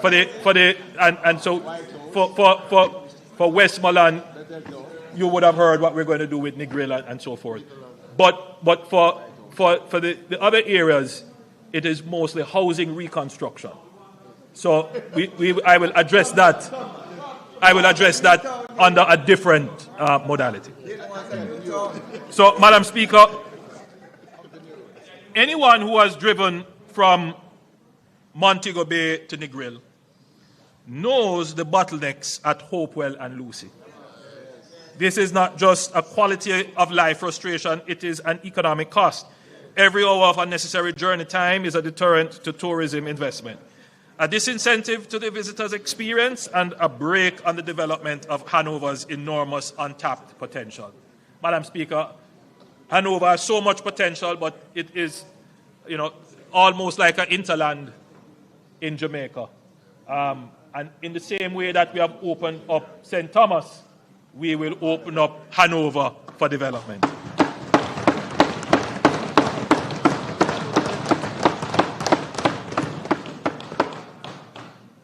The government will advance the Hopewell and Lucy bypass, running through a connection point on the Long Hill bypass, which is already under construction. In St. James, traversing westward with Link Road serving both Hopewell and Lucy before terminating on the westward side of Lucy. The alignment will run approximately 3 kilometers south of the existing coastal road. This will unlock the entire waterfront stretch between Montego Bay and Negril as prime resort lands.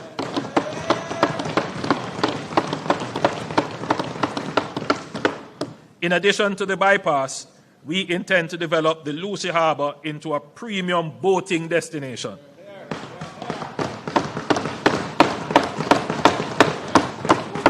Sheltered from the prevailing winds, with deep natural water and proximity to emerging resorts on that belt between Montego Bay and Negril, Lucy Harbour has every natural attribute required to become a premium boating destination. So under NARA, this is something that we will do to create the economic incentive, but this is a perfect project for private sector. And so NARA will stimulate, facilitate, coordinate, but more than that, get it done quickly.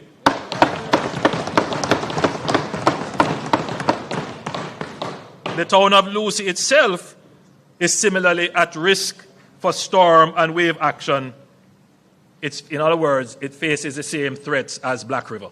In fact, probably worse, because Lucy is actually below sea level.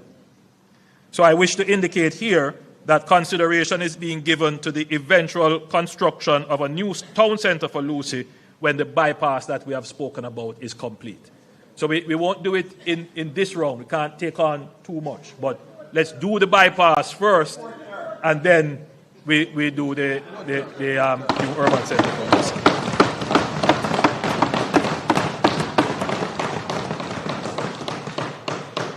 Madam Speaker, I want to talk about St. James, Montego Bay in particular. Recently, I was written to by one of the tourism interests in Montego Bay, expressing real concern about the state of the town, how it looks, the collection of garbage, the public facilities that are there, and there is a real concern raised, and I want the tourism community to know that the government hears your cry. We're not just sensitive to it, we are working to have it addressed. One of the big issues which I know is a challenge is the collection of municipal waste, the collection of garbage.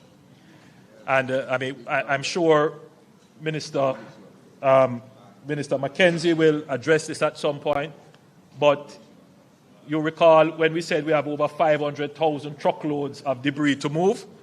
We have made a dent on it, but it has been at the expense of the diversion of the limited stock of equipment that we have from the municipal operations into the debris management operations. I think very shortly we will have to bring the debris management to either a pause or an end so that we can refocus on the municipal issues. So I want to indicate to the people of St. James, yes, we hear you, and we are going to address this problem in short order.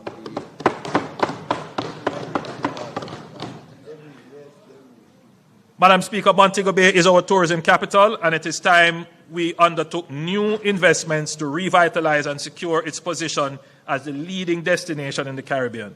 Hurricane Melissa inflicted severe damage across Montego Bay, particularly in the coastal communities of Catherine Hall and West Green and Freeport. Destruction was painful, but it has given us something valuable, a once-in-a-generation opportunity to reimagine this corridor in a way that is bolder and more resilient. But we must first protect this city, which is a key pillar of Jamaica's economy. Montego Bay has long been vulnerable to flooding. Its rivers, when overwhelmed, have repeatedly brought misery to communities. The government will therefore undertake significant investments in river training to contain, manage, and direct floodwaters away from communities and commercial areas and critical infrastructure.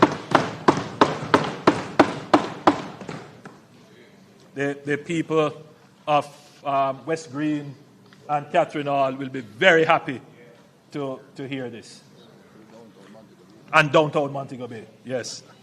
Madam Speaker, the Montego Bay Freeport and its surrounding areas represent one of the most strategically valuable and scenically spectacular stretches of real estate in the entire Caribbean. It is home to our mixed-use cargo and cruise ship port and the Montego Bay Free Zone, and is flanked by major hotels, premium residential developments, and a forthcoming 28-story mixed-use hotel and residential complex, a powerful signal of the confidence that investors already place in this corridor.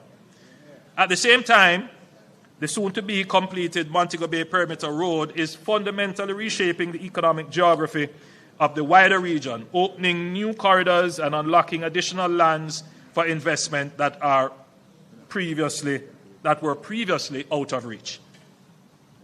Our plan is to gradually relocate the BPO and light industrial activities in the free zone to new purpose-built facilities along the Montego Bay Perimeter Road, catalyzing vibrant economic activity along the emerging corridor while providing modern, world-class, purpose-designed spaces. The thinking and the beauty of this strategy is that this will free up prime waterfront lands on the Freeport Peninsula for their highest and best use. We envision a landmark mixed-use development, commercial, retail, and premium residential seamlessly woven into the urban fabric of the city. Absolutely.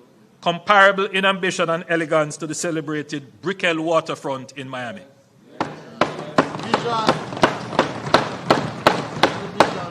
And at the heart of this vision will be a performing arts theater. It always is a puzzle to me. Every hotel has to have their own entertainment package. You know, we could invest in developing real premium entertainment if we had a proper performing arts center.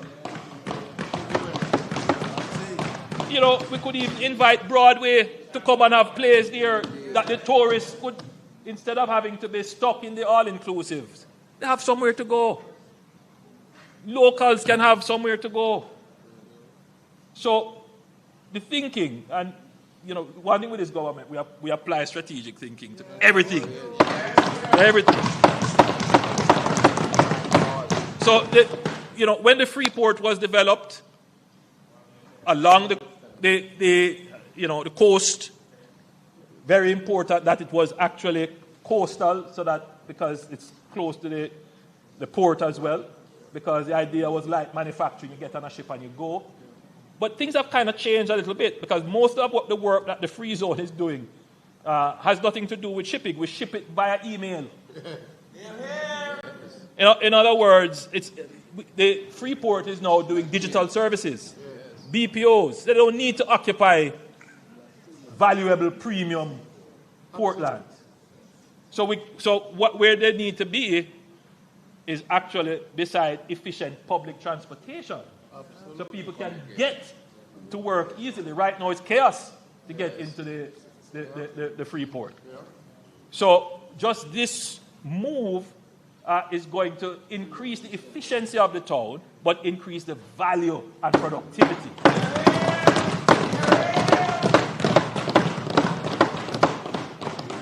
And redirect traffic from outside of the town to allow Montego Bay to be able to breathe. Madam Speaker, the vision does not stop at Freeport. What we are proposing is the transformation of the entire coastal corridor, from the Freeport sweeping eastward to Harmony Beach Park, along the waterfront, and all the way to the iconic Hip Strip. This breathtaking stretch of Caribbean coastline will be unified into one seamless, world-class leisure, entertainment, and shopping corridor. The top road. Minister, what's the proper name of the top road? The Queen's Drive. Top road is that. The president of Montego Bay. Top road, as we all know it. Very few people know it as Queen's Drive. The top road will be dualized, and it's a very important point. The top road will be dualized to handle traffic efficiently, while the bottom road will be progressively pedestrianized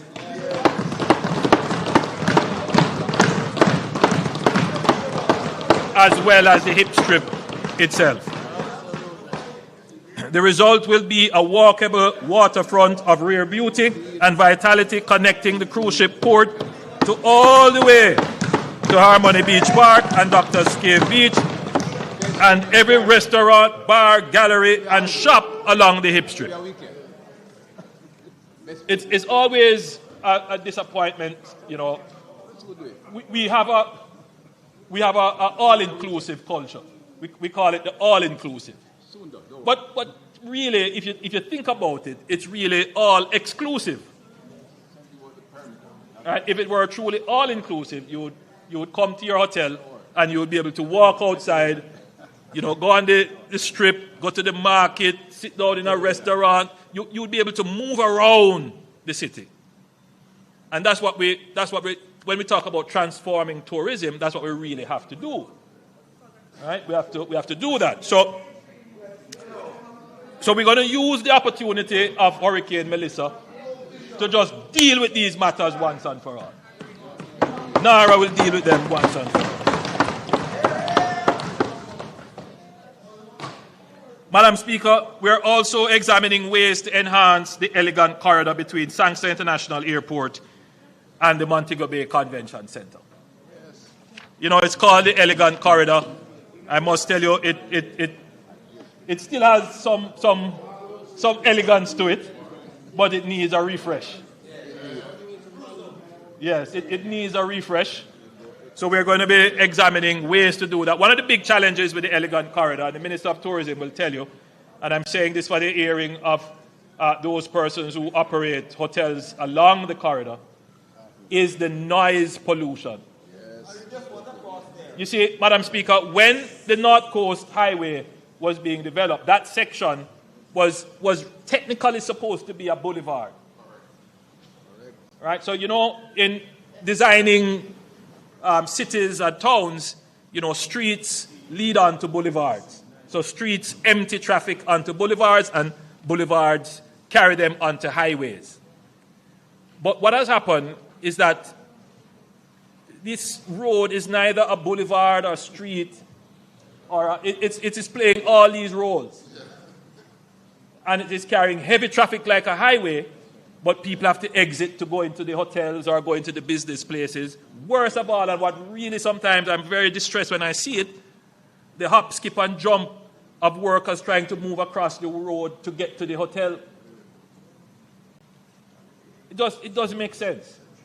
So that entire elegant corridor has to be redefined and re-engineered to deal with soundproofing by building natural sound barriers, grade separation and tunneling so that you can move across, and building, because there is enough space in several areas to also build a kind of local road that connects all the hotels.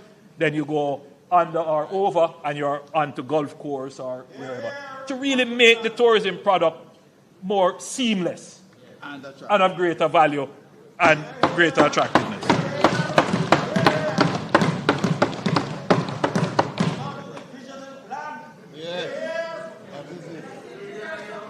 Madam Speaker, Black River, Madam Speaker, like Black River, Falmouth is a case study in the existential vulnerability of low-lying coastal communities to the intensifying impacts of climate change.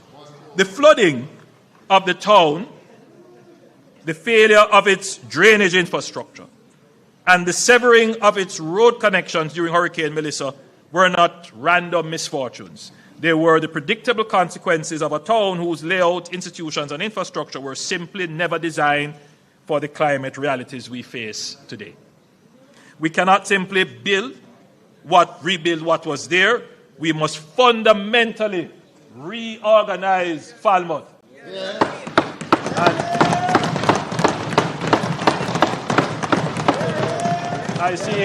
I see, Madam Speaker, big smile on the Member of Parliament for North Trelawney, who, unlike most MPs, she actually lives in her constituency and lives in the town of Falmouth.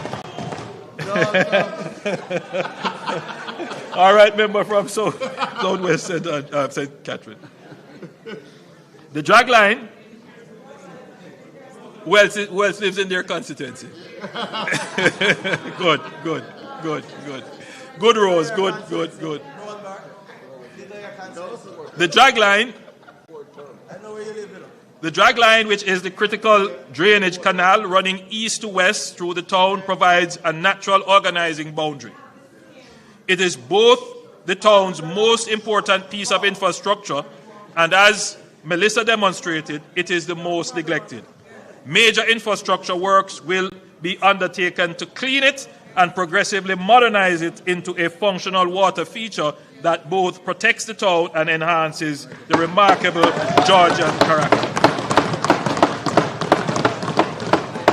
Again, this will be a project on an hour. But more than that, the drag line will serve as a boundary between two distinct and complementary zones of reimagined Falmouth. North of the drag line, closer to the sea, the focus will be on what the waterfront does best: tourism, heritage, recreation, and coastal protection. The magnificent Georgian historic core, the Albert George Market, the Falmouth Courthouse, the Tharp House Complex, the churches, and the Baptist Manse will all be preserved as far as possible. The cruise port and the waterfront will be enhanced and activated as world-class visitor experience. South of the drag line, we will build the resilient civic backbone that Falmouth has never had. The hospital will be relocated inland. It's a very important point, members. Madam Member of Parliament, we will be relocating the Falmouth Hospital inland. We have identified somewhere. We'll make that known as soon as we have finalized the land. And this will be away from the flood zone with direct access to the North Coast Highway so that it remains fully operational precisely when it is needed most. Madam Speaker, during the pandemic, I flew to the hospital, and again, I want to commend all the hospital workers, but I wanted to commend the Falmouth workers in particular as I visited them. Very difficult circumstances, but like everywhere else, they were there doing their service. A new urban center will be built to modern standards of climate resilience and will consolidate critical public services and give people of Trelawney the standard of public facilities they deserve. Further south, and I want Minister Grange to pay attention to this one. Further south, anchored by the Trelawney Multipurpose Stadium at Florence Hall, we will finally deliver on the promise this facility has always held. We will be developing the area into a world-class sports center for sports training, major events, and sports tourism.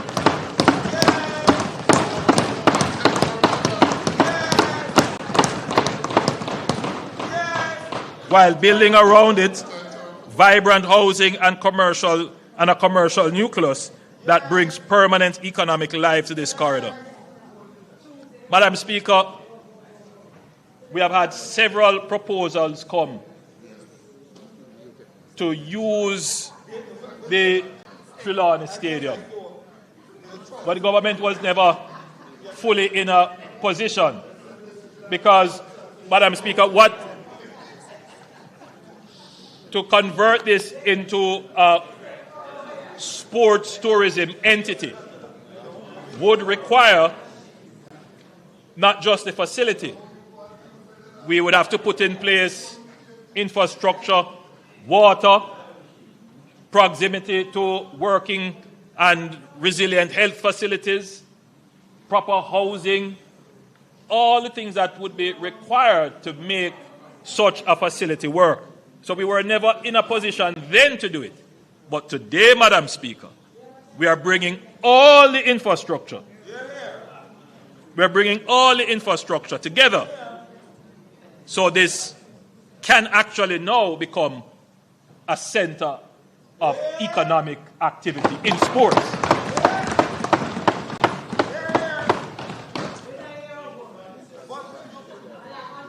The Minister of Tourism sent me a note to say that I forgot to mention the upgrade of the Montego Bay Convention Center. Yes, under these projects, the Montego Bay Convention Center will be upgraded in addition to the re-engineering of the Elegant Corridor. Madam Speaker, I now move to the northeastern section of the island.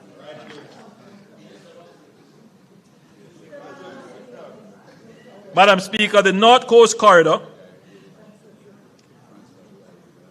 and the Draxall and Miami Bay stretch in particular has become one of the most rapidly developing commercial zones in Jamaica. New businesses, new housing developments, new hospitality enterprises, and new entrepreneurial energy have concentrated in this corridor with remarkable momentum. The government wants to support and deepen that energy, not for it to be strangled by the congestion, but for it to be able to properly carry the traffic load of the area. On major event weekends, traffic snarl from miles from St. Anne into neighboring Trelawney. The North Coast Highway capacity has been exceeded by the very growth it helped generate. And attempting to upgrade a heavily used roadway while traffic is still flowing through it, as we learned from the South Coast Highway Improvement Project, causes disruption and dislocation that simply cannot be absorbed by communities and businesses that depend on the corridor for their livelihoods. The solution is to build the alternative first. Detailed feasibility studies are being completed for the North-South Highway Extension Project. The proposed extension consists of two segments branching from a new grade-separated interchange near Miami Bay, westward to Discovery Bay in St. Anne, and eastward to Tower Isle in St. Mary. Together, these extensions will create a high-speed tolled alternative to the existing North Coast Road, diverting through traffic away from the congested commercial corridor, reducing journey times dramatically and unlocking the tourism and investment potential of the wider North Coast and St. Mary to the western parishes. Once the North-South Highway extension is sufficiently advanced, the North Coast Highway Improvement Project will follow, upgrading the existing alignment from Montego Bay to Draxall, including the dualization of key sections where traffic volumes and safety demands require it. The Draxall corridor is not a problem to be managed. It is a success story to be expanded.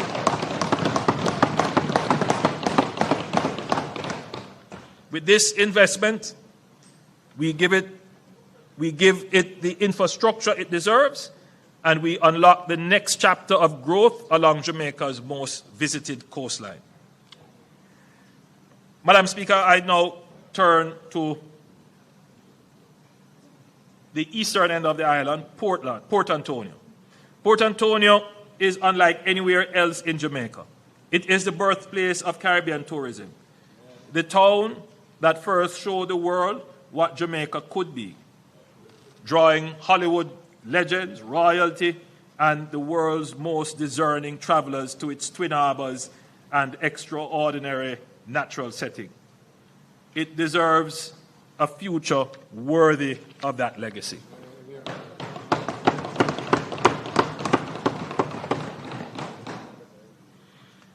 As I have reported to this Honourable House on previous occasions, the Port Authority of Jamaica, working with international consultants, town residents, elected officials, and government agencies, developed a master plan for Port Antonio built around a clear and compelling vision. a high-value, low-density tourism destination that preserves the unique history and character of this irreplaceable town while unlocking its enormous unrealized potential. We are now moving from planning to delivery, starting with the Port Antonio bypass. Madam Speaker, sometimes, I'm doing this now 11 times and going through all the projects and the plans. I can just imagine that the people listening might say, but you said this already, or here goes another plan. But the beautiful thing is that having seen these plans from conception to inception, it is just an amazing feeling.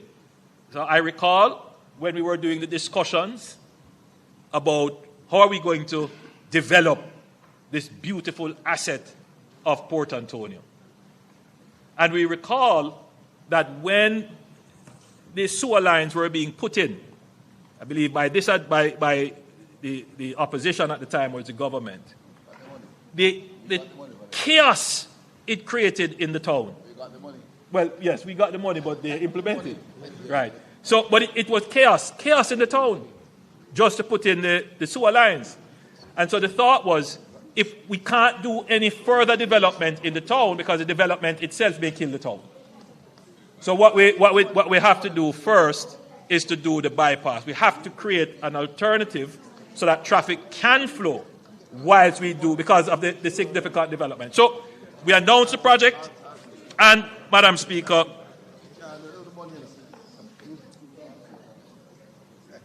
and I'm now pleased to say that the project...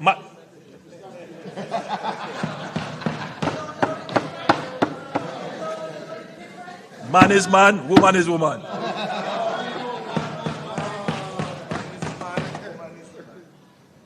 Mr. Speaker, I'm pleased to say that this project has started.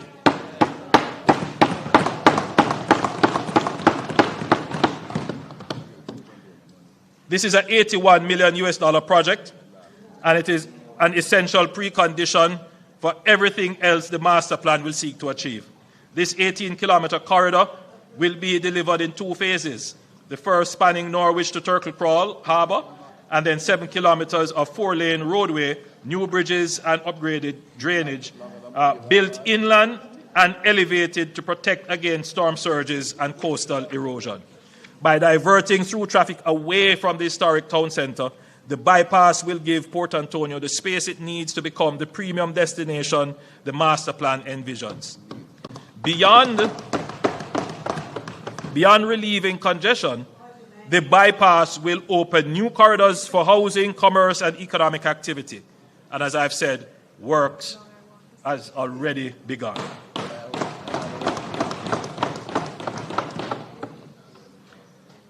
The broader master plan will deliver 4 transformational elements: a new cruise terminal in the East Harbour, paired with high-end hotels and villas on the Folly Lands, which will establish Port Antonio as a premium cruise destination unlike any other in the region, intimate, authentic, and famed by some of the most spectacular scenery in the Caribbean. The cricket grounds will be enhanced into a modern multi-purpose sports and entertainment amphitheatre, activating this underutilized asset and bringing major events to Portland for the first time.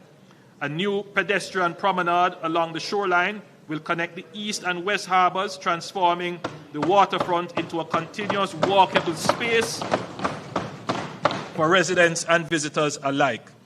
And a new public park will give the people of Portland a world-class recreational amenity on their doorsteps. Madam Speaker, just to be clear, these pictures that you are seeing are not just promotional rendering. Actual architectural design work has gone into this.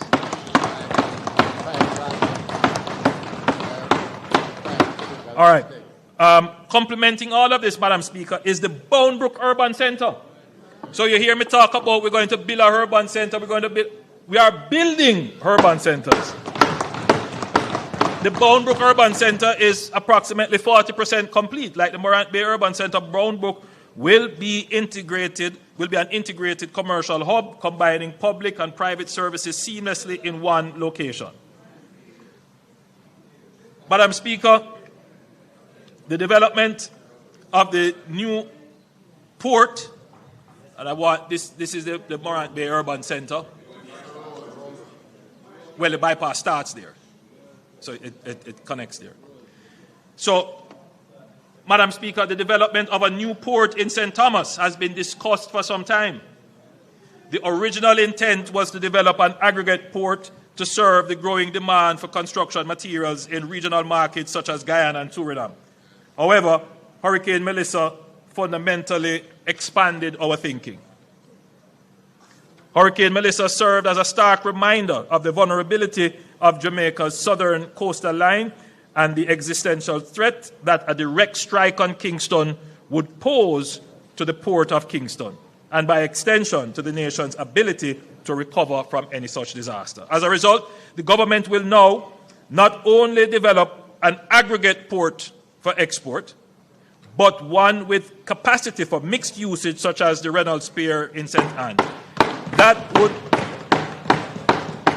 This port will serve as a critical backup to the port of Kingston in the event of a major disaster, while simultaneously driving economic growth and creating much-needed employment opportunities for the people of St. Thomas.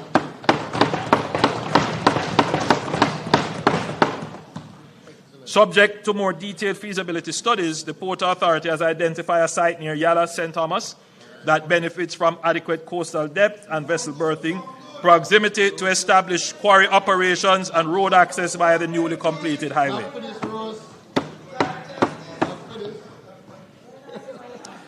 Madam Speaker, the Port of Kingston is now one of the fastest growing ports in the entire hemisphere, and we are determined to ensure that our infrastructure keeps pace with that growth. We are undertaking a series of transformational projects that together will create the largest concentration of near-port logistic lands anywhere in the Caribbean. The first of these is the $80 million Westland projects already underway, which will add 15 acres to the Kingston Freeport Terminal, increasing cargo storage capacity by more than 25%. The second involves the realignment of the Marcus Garvey Drive to the northeast of Tinson Pen and the incorporation of the Tinson Pen lands into an expanded near-port corridor.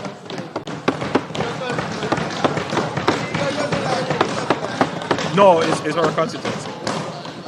A portion of these lands is already being actively utilized for automobile logistics, a clear signal of Kingston's emergence as a regional hub in a dynamic sector and a preview of the far greater potential that lies ahead.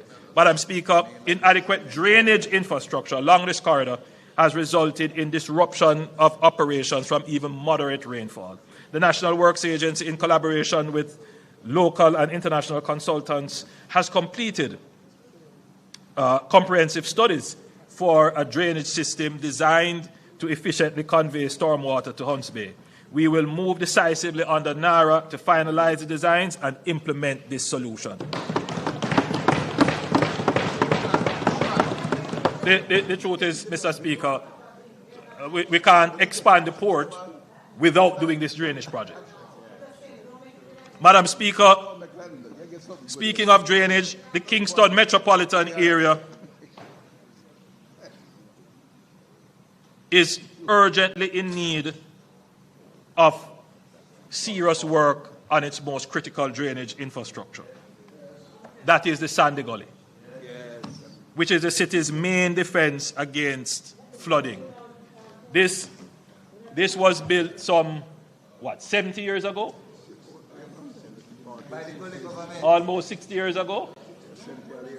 More than 60 years ago. So, and it really has not had a major overhaul. And just to explain to the country how that drain works and why we need the drain. If there is a weather system that is coming off the Kingston Harbor and it is going across Kingston. It is going to meet the hills of St. Andrew. And what that will do as the precipitation moves against the hills is that all of that will fall as rain. It will come down the hill, and if it doesn't get into the sandy gully and go into the sea, it will flood the Kingston Plain.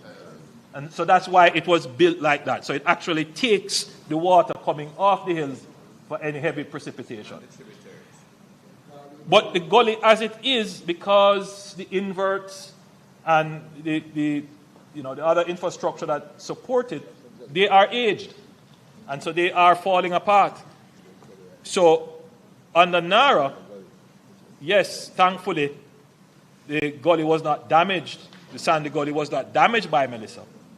But because we have a resilience mandate, we know that this is a key piece of infrastructure that is needed for Jamaica's resilience. And therefore, the reconstruction of the sandy gully will be a major project on the Nara.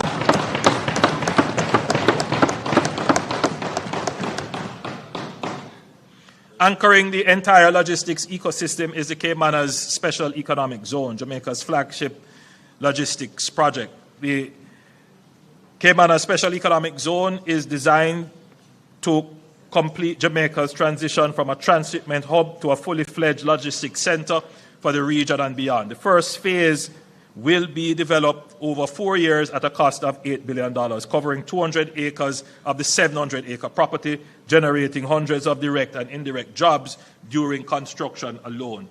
Taken together, the Westland, Tinson Pen, and the Caymanas Special Economic Zone project, which has started.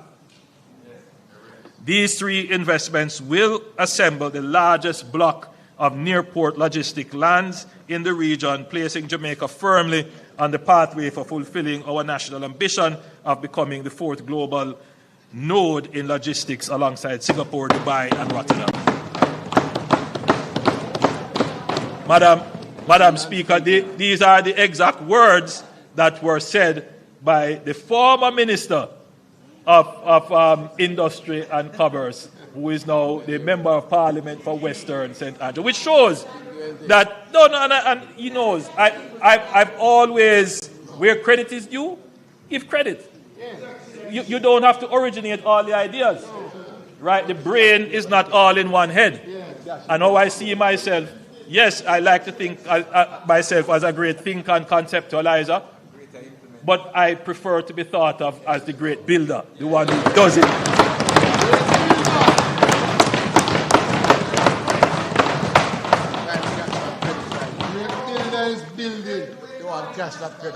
Madam Speaker, when major disaster strikes, the ability of the state to function, to coordinate, to communicate, to make decisions, to serve the people depends on having facilities that can withstand the impact and continue operating in its aftermath. Hurricane Melissa exposed the vulnerability of the government itself.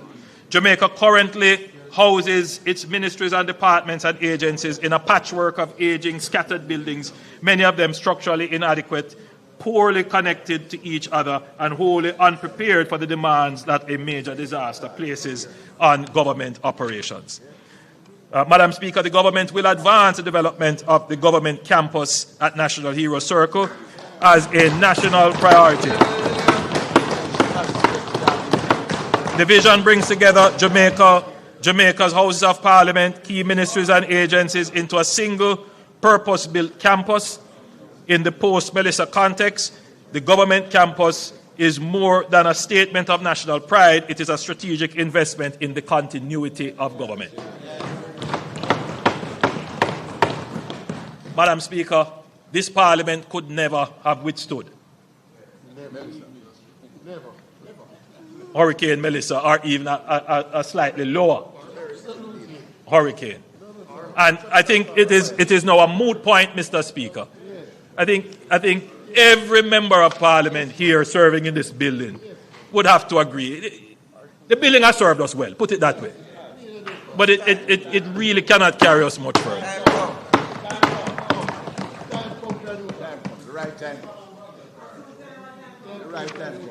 Madam Speaker, resilience is not only our road and bridges. Resilience must also include our health facilities. Kingston Public Hospital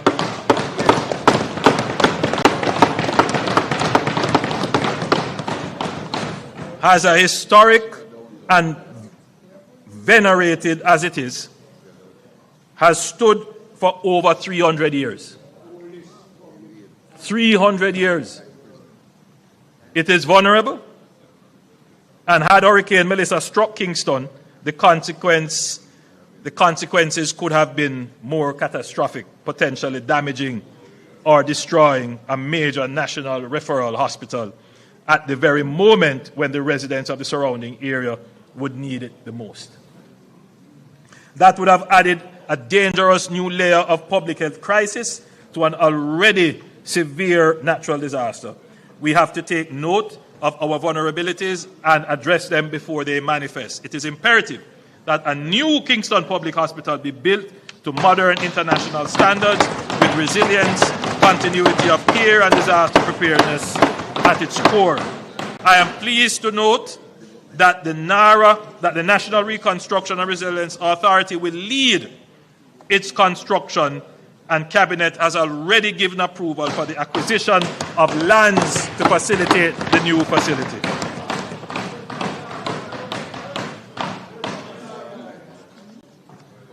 Madam Speaker,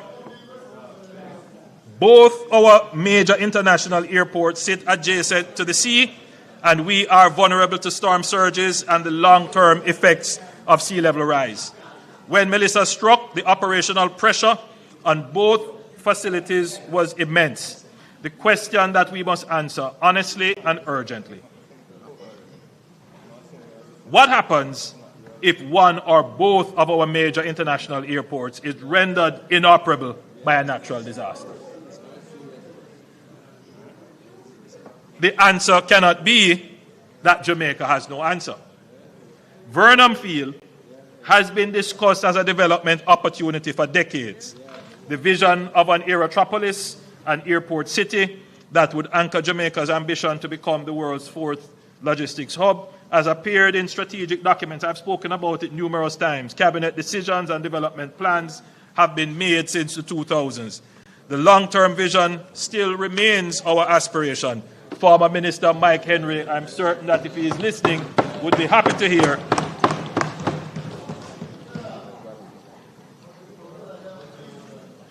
that the Vernon Field, and that's the airstrip you're looking at, which was built during the World War II era, that by and large the concrete is still intact.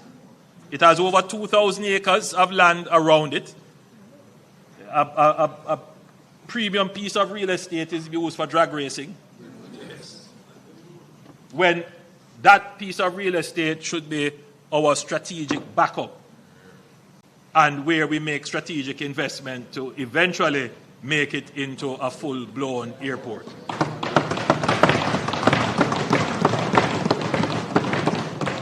And this is why we will advance the Vernon Field Light project, a focused phase rehabilitation of the existing airstrip to create an international airdrome capable of accommodating the largest commercial aircraft in operation.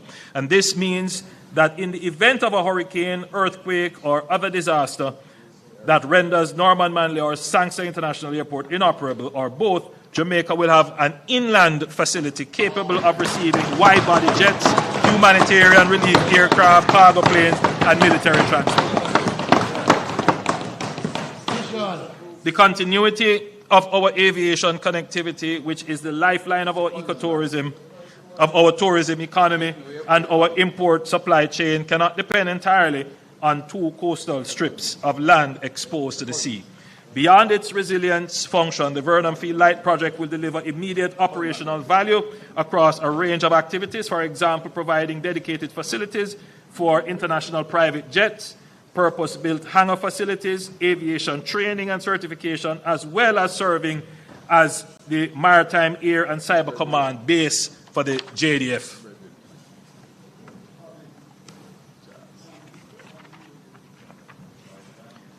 Madam Speaker, the slide now being displayed shows the national highway network, including all planned highway projects. What it illustrates is a vision that is within our grasp. A continuous, modern highway network encircling the entire island, connecting every parish, every port, every airport, and every major economic center into a single, seamless system. The objectives of this network are, one, to reduce travel times and transportation costs for businesses and families, to open new corridors for agriculture, industrial, and tourism development, and to strengthen resilience by ensuring that no community is ever again isolated because of a disaster, and of course, to create new lands for low-income housing.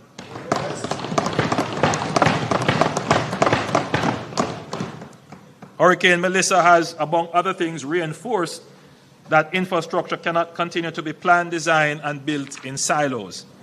That approach has cost us dearly. Roads are rehabilitated and then torn up again because a pipeline issue was not anticipated.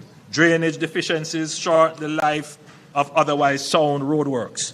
Slope instability undermines the investments made without adequate assessment of the surrounding terrain. This fragmented, reactive model is inefficient, expensive, and wholly inconsistent with the scale and ambition of our national reconstruction vision. We are therefore moving decisively towards integrated infrastructure planning, a framework in which roads, drainage, water, sewage, utility corridors, slope stability, and climate risk are considered together from the design stage and sequenced into a disciplined way through implementation. Integration planning must be matched by stronger infrastructure governance. Part of what involves a long overdue, that is part of the work which involves a long overdue reform of how we classify and manage the national road network. At present, roads of vastly different purposes, economic significance, and strategic importance are treated in broadly the same way. A modern road designation framework will allow us to distinguish clearly between local access roads, parish connectors, strategic economic corridors, tourism routes, agricultural links, and emergency and evacuation corridors. Madam Speaker, what this will do is to inform the budget. Right now, how are roads repaired? All right, so the government, through a process like this, will identify strategically important roads. And those roads are usually networked. And all of these roads that are built centrally, they stand up. And they carry quite a bit of volume and maintain our connectivity. But a large part of the road repair and maintenance budget is politically driven. MPs feel, and I feel the same way, that I must have influence over the road construction and repair budget. So in other words, road repairs are also influenced by political pressure. Now, maybe that's not a bad model, but what it does is it helps to fragment how the limited road repair budget is spent. So what happens is that the road repair budget is broken down essentially by constituency and by the effective lobbying of members of parliament. Now, the truth is that that strategy may have served well. But what it creates is a great deal of fragmentation, because every year we spend billions of dollars. But if you look at the road network, you can't really say that you have developed a road network. And at some point, as a country, we have to say, look, we need to make impact with the money that we are spending. And so that is what the One Road Authority is being designed to do. I know there is concern that the One Road Authority is going to take away autonomy from parish councils, no leader of the opposition. That's not what it is being designed to do. So one of the things that we're doing is to do a proper accounting for the roads, so we know how many roads we actually have, how many miles of roads. Then we go through a process of a proper categorization of roads. Then we look at the roads in terms of their strategic value. Are they connecting roads?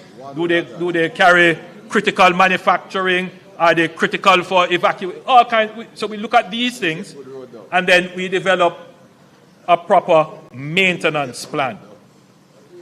The first phase of that proper maintenance plan is the SPARK program.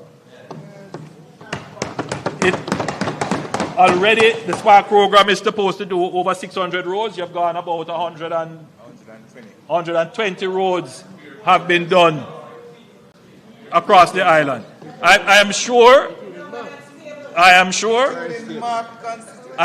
that almost all MPs who were here from the last term can say that there is a road being done in their constituency, a road or two. But aside from developing a kind of structured budget for the maintenance of roads, Madam Speaker, we must develop standards for how the roads are maintained. And there must be an entity that holds road users to account when they destroy the road. Yes. Madam Speaker, it is a great pain to me to drive on some of our very important urban roads, arterial roads, and you see the wanton spillage of concrete. And it's as if they do it with impunity. Well, I am putting all of those persons who are spilling concrete on our roads on notice. When the NARA is established, you will be prosecuted. The One Road Authority. You're listening. The One Road Authority. Because that entity will also have the power to prosecute. Yes. And something too. Madam Speaker, I want to turn very quickly to housing. This year, the National Housing Trust marks its 50th anniversary. The NHT has stood as one of the most enduring and consequential institutions in Jamaica's development architecture, a testament to the vision of former Prime Minister Michael Mann. Hail the man.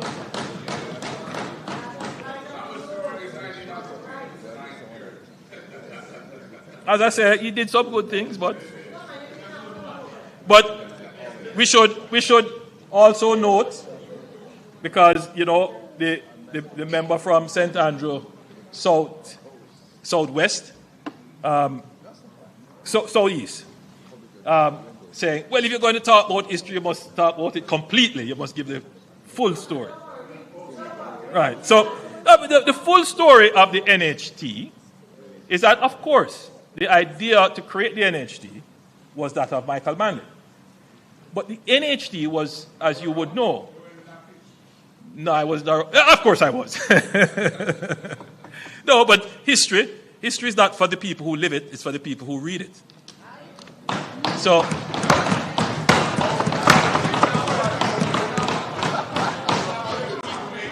no, you read it. You have to read history. You have to read history. Because, the truth is, leader of the opposition, there are people who live the experience, right? But when they actually read it, they say, but it's different. Because when you have to sit down and put everything into context and bring things into consideration that the person experiencing it would not be able to interpret, you get a fuller experience when you're reading the analytic of the event. But, Madam Speaker, the point is that the NHT was formed out of the NIS. Yes. In other words, the fund that we created, the National Insurance Fund, which when we created, the PNP objected to it, turned it around, called it sin, never wanted it to be done. So now what happened is that, of course, the initial establishment of its structure and the funding came from the NIS. So, I mean, it's just a part of the context of the NHD. But to the credit of former Prime Minister Michael Manley, this is an institution that has served Jamaica well.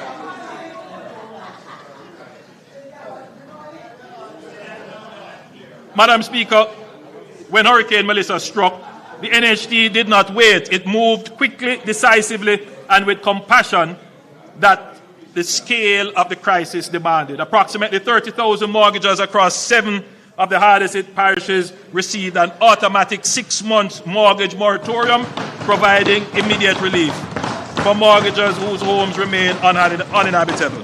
That moratorium has been extended. That moratorium, the NHC has extended it until the beneficiary is able to restore their home.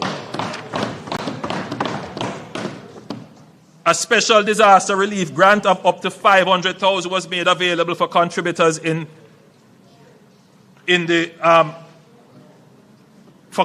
for contributors who demonstrated a need, prioritizing those unable to take on additional borrowing, including pensioners and other vulnerable groups. Over 5,500 applications have been received under the grant facility alone, with nearly 1,800 already processed and close to $1 billion dispersed.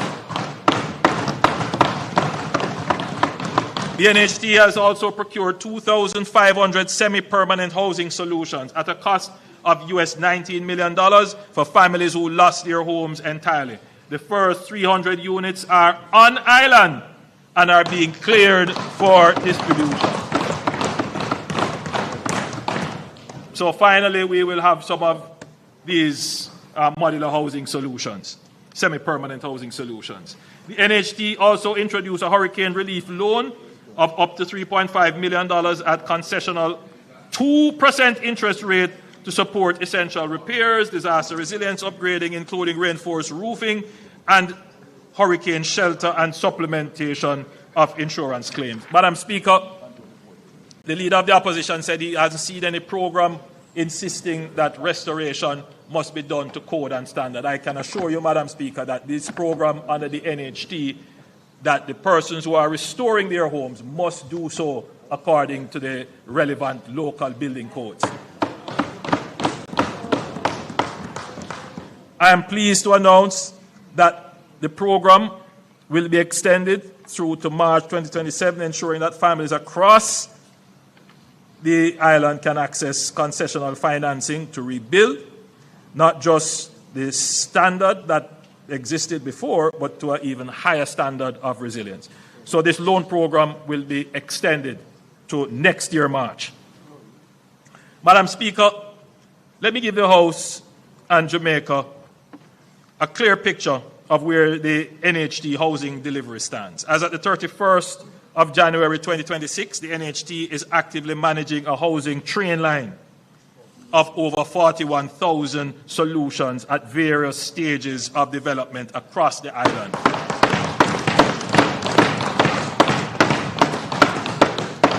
This includes approximately 10,700 units currently under construction, and you see them, those are telling you where they are all across Jamaica. Nearly 6,000 at contract award stage, and 11,500 in procurement and negotiations, and more than 11,600 in planning and design. 2 major new developments have commenced at the Longville Meadows in Clarendon and Friendship Phase 2 in St. Elizabeth, together totaling 2,800 solutions. In the coming financial year, the NHT has projected housing expenditure of approximately $50 billion, with a further subsidy of approximately $21 billion under the external financing mortgage program. This represents one of the most ambitious housing programs in the history of the NHD, covering developments in St. Catherine, Trelawney, Manchester, Clarendon, Westmoreland, St. Thomas, St. Mary, Kingston, and beyond. Madam Speaker, I need to directly address the public debate surrounding the annual transfer from the NHD to support the budget. The opposition has made much of the annual 11.4 billion transfer from the NHD.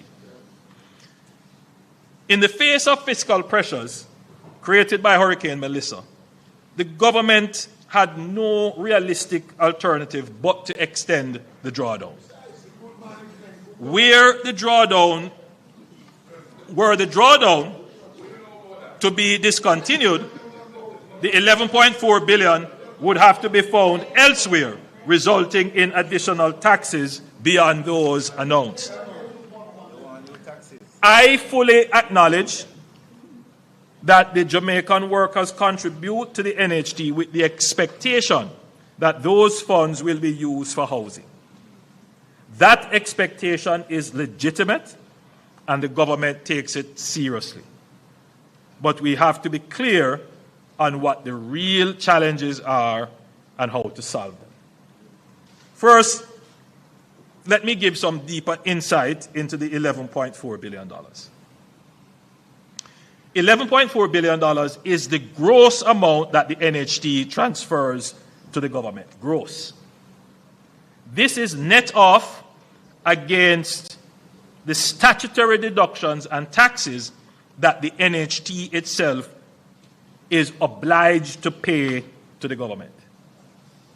Technically, therefore, the government gets approximately $7 to $7.5 billion net from the NHD. I think that is a very important contextual element of the problem. No, every year. So, because sometimes we run with the headlines, but we don't really look at the details. All right. Second,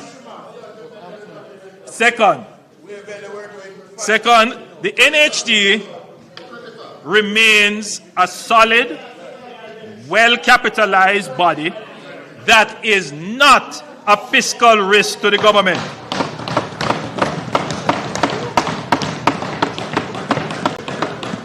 The NHD has not in any way been impaired in its ability to satisfy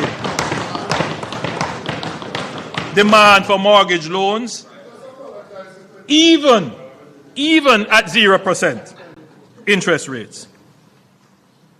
To further improve the cash flow under the external financing mortgage program, NHD contributors can access their NHD mortgage through approved partner institutions instead of going through the NHD itself.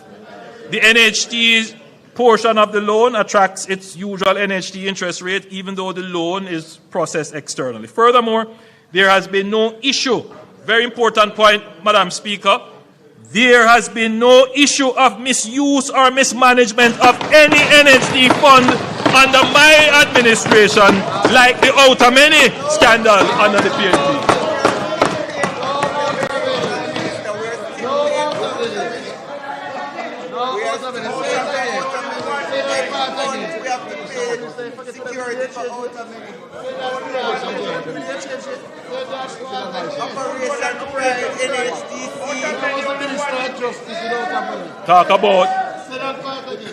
Talk about corruption. Yes.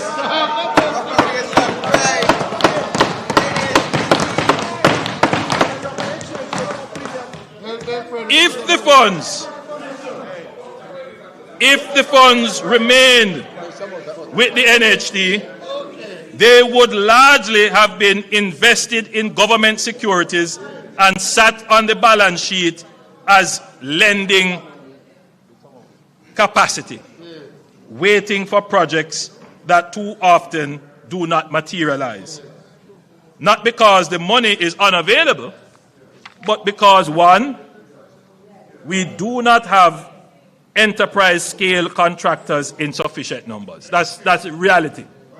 Number two, we do not have large swathes of developable land that is close to where people want to live or where sufficient infrastructure exists, so that all that is required to do is to put in the last mile.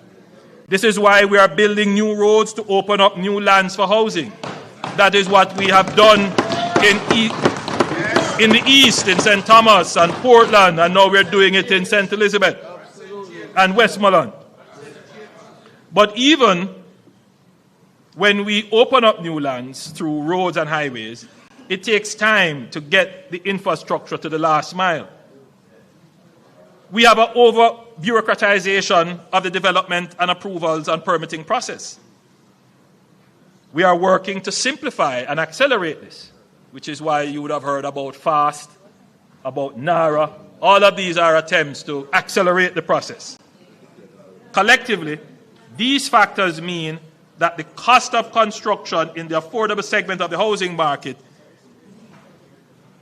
makes viable projects difficult to assemble. So the challenge, Madam Speaker, is not that the funds that we take from the NHT deprives the contributor of an opportunity to own a house. That's not accurate. The challenge is, because even though we have taken the funds, in this administration, we have done more than any other.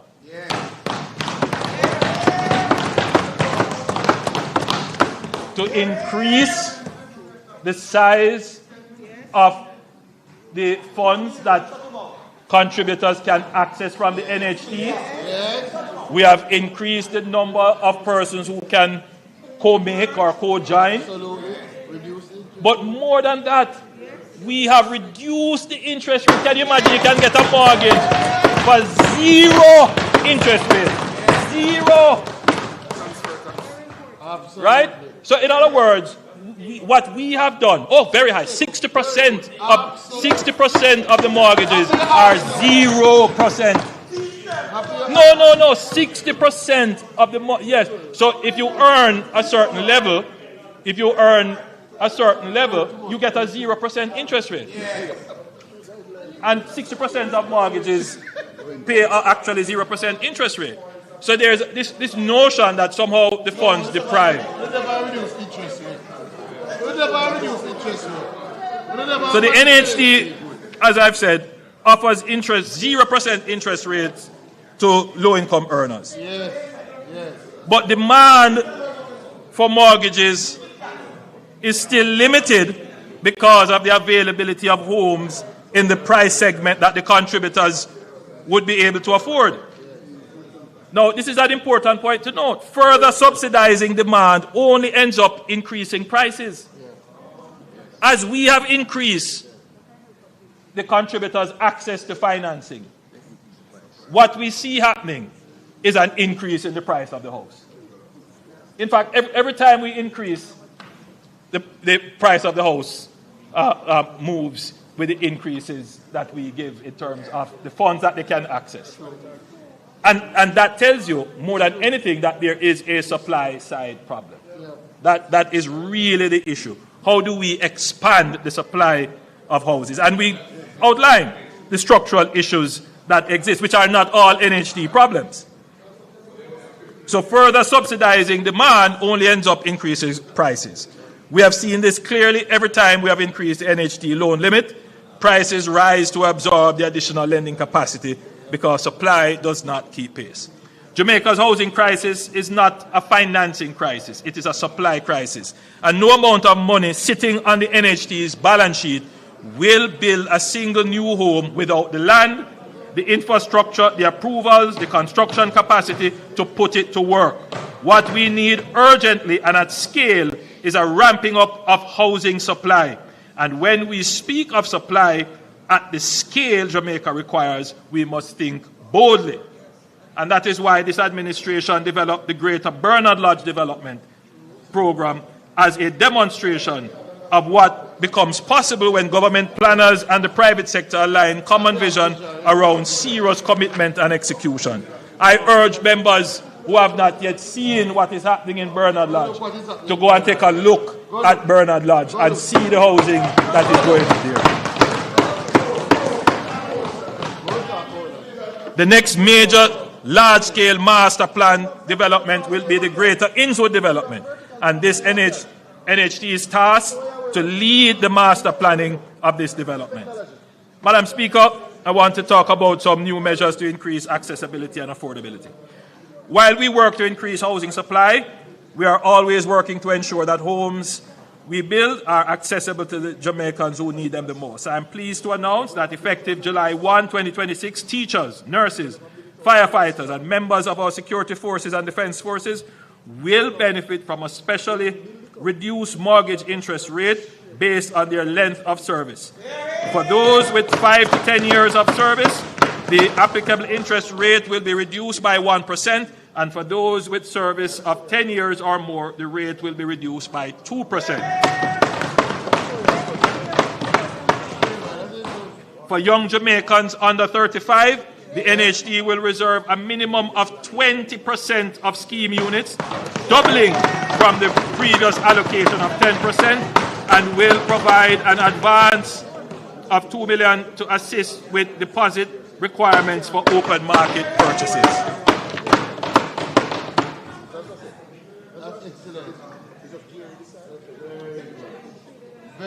Also effective July 1, the home improvement loan waiting period will be reduced from 7 to 5 years, giving existing homeowners faster access to funds for maintenance, security, green energy upgrades, and expansion. All of these were commitments made in our 2025 manifesto.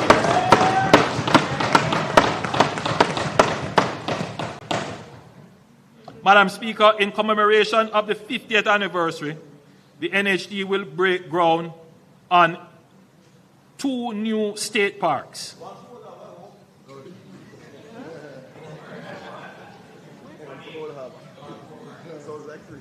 I had already announced one in Manchester, and that is being developed as we speak. They are trying to come to some agreement with the local municipality as to the exact location as to where that should go. And the second,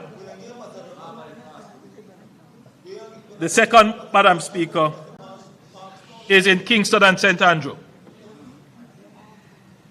We have to build a park in Kingston and St. Andrew. We remember Emancipation Park. But, Madam Speaker,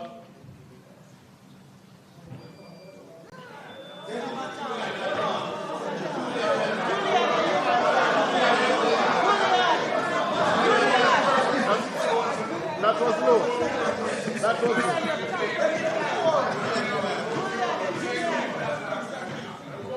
That was low. That was low. That was low, and I'm becoming a captain. That was I'm becoming a captain. Madam Speaker, we have started discussions. Madam Speaker, we have started discussions with His Excellency the Governor General on developing a park on sections of the King's House land. That park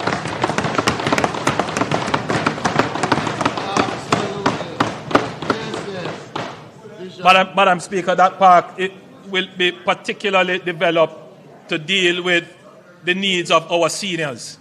A place where they can exercise and walk securely. So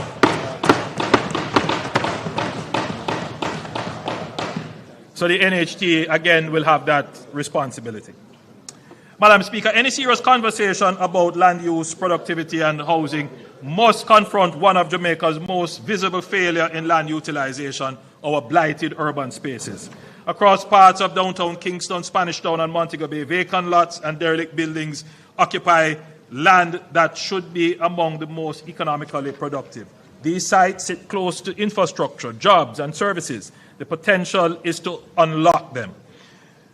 And what we will be doing, Madam Speaker, is to give the framework for unlocking these lands. Since 1995, the Urban Renewal Tax Relief Act has attempted to incentivize investments in such areas. But the results have been limited. Just 56 projects approved in 3 decades. Last year, I indicated that we would overhaul this framework to make it fully fit for purpose, and that work, led by the UDC with key stakeholders, is now well advanced. The new framework will strengthen the core incentive by allowing developers to apply the existing tax credit against up to 100% of income tax liability rather than the current 50%. Madam Speaker, this is a major change.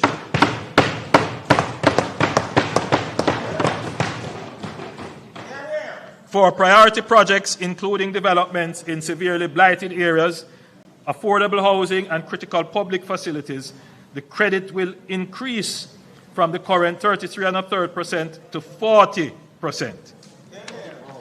Unused tax credit will also become fully transferable, allowing them to move with the property when it is sold, a change that removes a major barrier to investment and supports the development and reinvestment model.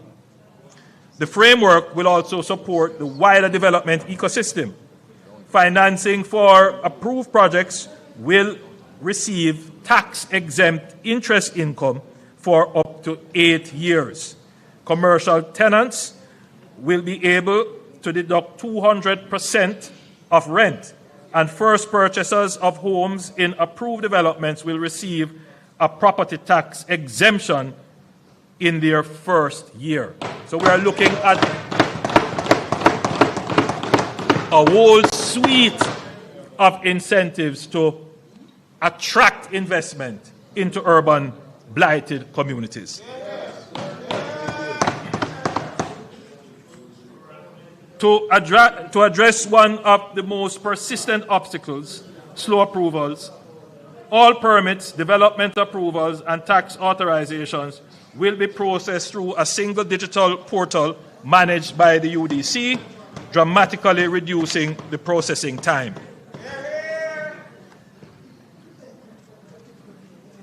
Finally, the program will expand beyond downtown Kingston to include sections of Central Kingston, Vineyard Town, Swallowfield, Olympic Gardens, Spanish Town, and Caymanners in St. Catherine, Montego Bay in St. James, Port Antonio in Portland, and Morant Bay in St. Thomas. The new framework will also explicitly include disaster recovery and reconstruction areas, covering sections of Black River, Fonthill, Junction, and Santa Cruz in St. Elizabeth, White House, and Negril in Westmoreland and Hanover, and Falmouth in Trelawney. So, Madam Speaker, we are going, as they say, hard on attracting investment in urban blighted areas. Madam Speaker, some technical and legislative work remains, but we are targeting the first quarter of 2026-2027 for the new urban renewal framework to come into effect. Madam Speaker, we have a further incentive for redevelopment and relocation work that will be needed to be undertaken in the following parishes: Trelawney, Hanover, Westmoreland, and St. Elizabeth. For the next 2 years, transfer tax on properties in these parishes, Trelawney, Hanover, Westmoreland, and St. Elizabeth, will be reduced by 50%.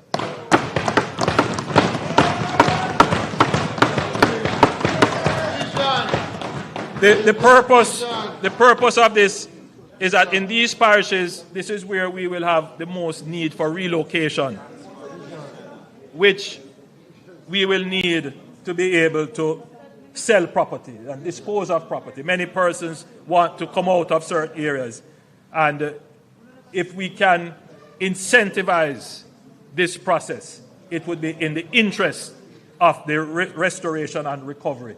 And therefore, we have taken that decision to give a special transfer tax break in these areas.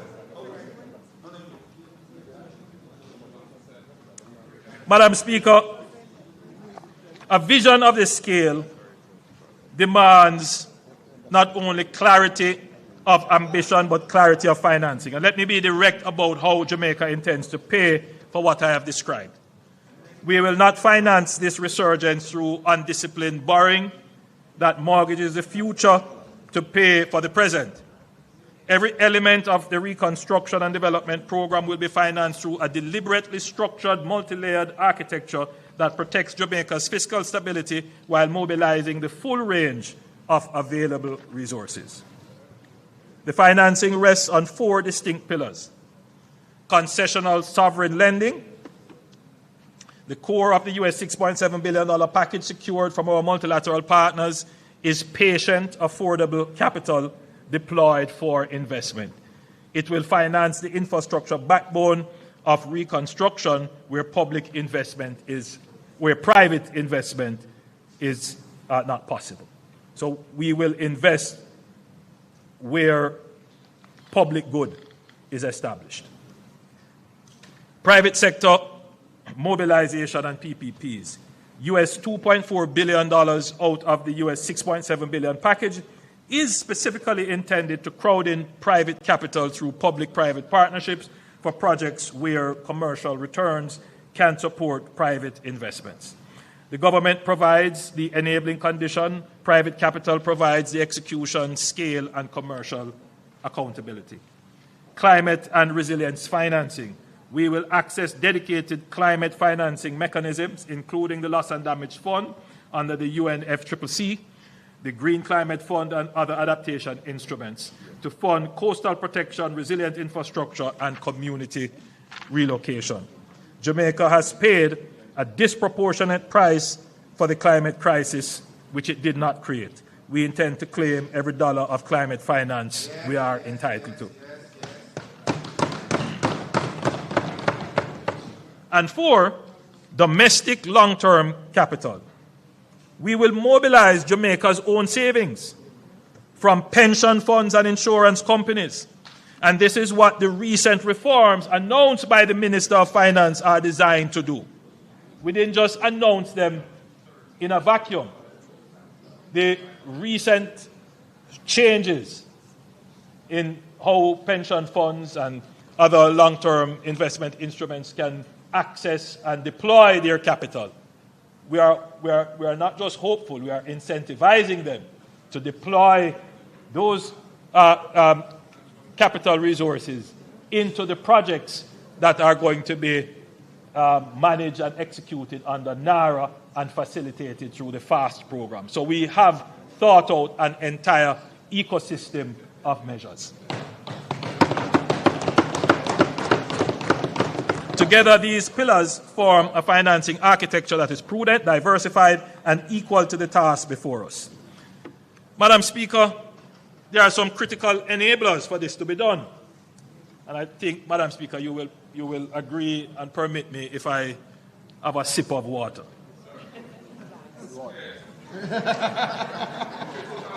By the way, how much was this one?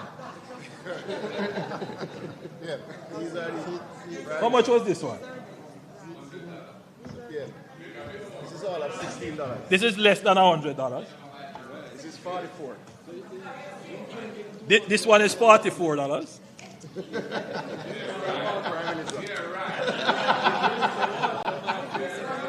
Very nice, very nice. But I have another present for you.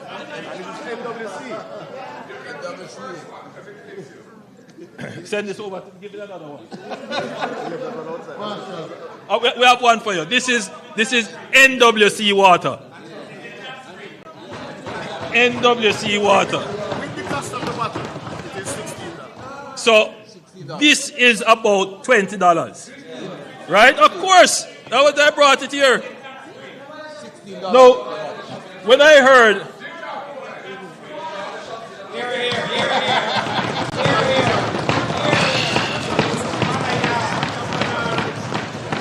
So when I heard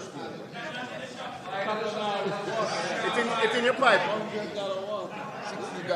when I heard the protestations of the leader of the opposition that water costs more than gas. So yes, if you bought Avion or some other, but that's not the question. The question is, why would the leader of the opposition go and buy water that costs more than gas when there are other options that are more economical? Madam Speaker, to me,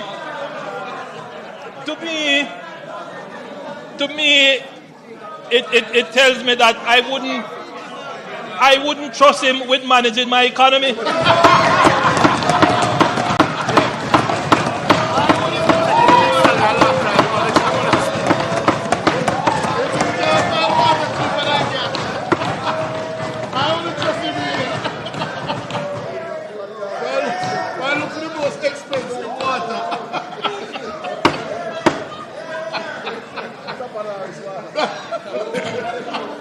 Madam Speaker, what I have described is a resurgent Jamaica, a new Jamaica. But all of this depends on a set of critical enabling conditions that must be in place and must be sustained. There are non-negotiable preconditions for the resurgent Jamaica I have described today to move from vision to reality. Enabler number one, maintaining debt sustainability and macroeconomic stability. You cannot buy water more expensive than gas. Madam Speaker, the first critical enabler is our ability to manage Jamaica's financing with the same discipline and intelligence that we have exhibited over the last decade. Within weeks of Melissa's landfall, the World Bank's rapid assessment estimated physical damage of $8.8 billion. When the full damage and loss assessment led by the Planning Institute of Jamaica was completed in March, capturing not just physical destruction, but direct and indirect economic losses, the figure emerged a huge, staggering $12.2 billion. That is 56.7% of Jamaica's GDP in 2024. Let us put that in full perspective. This is more than 4 times the losses from Hurricane Gilbert, which held for decades the grim distinction of being the most costly hurricane in our history. It is also larger than the FinSAC bailout, which cost the country 42% of GDP. The difference, of course, is that FinSAC was not an external shock, it was a PNP-created shock. It was a purely domestic homegrown crisis caused by poor policy choices of the PNP administration of the 1990s. It took us 30 years to get back the debt to GDP down to the same level as it was at FinSAC. 30 years. And this is the administration that brought it down.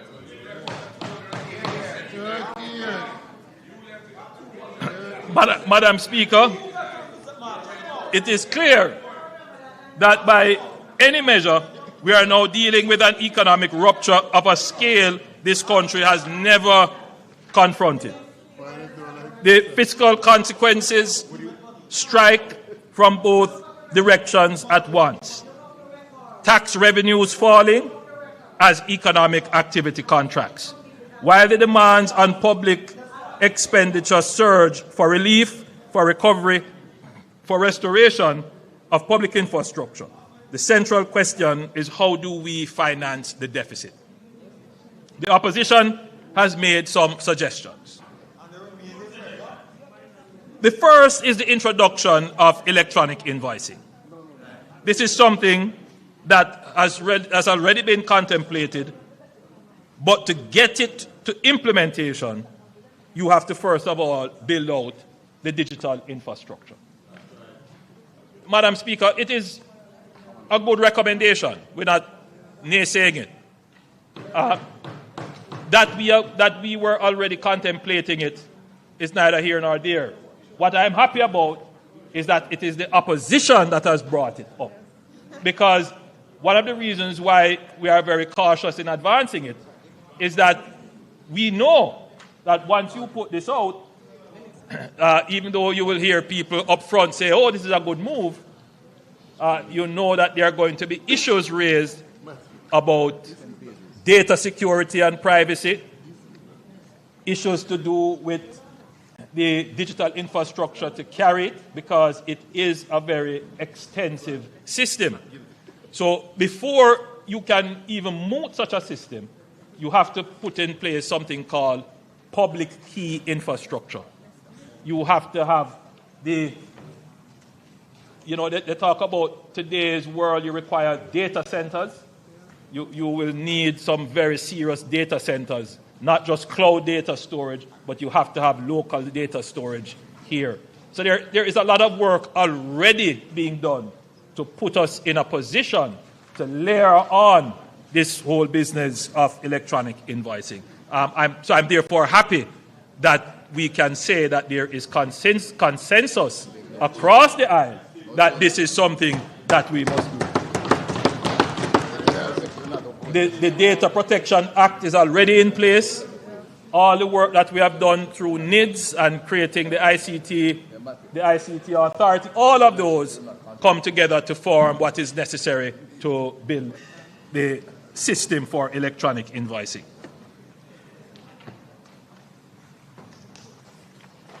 The opposition's second suggestion is that we should just borrow a little more, literally.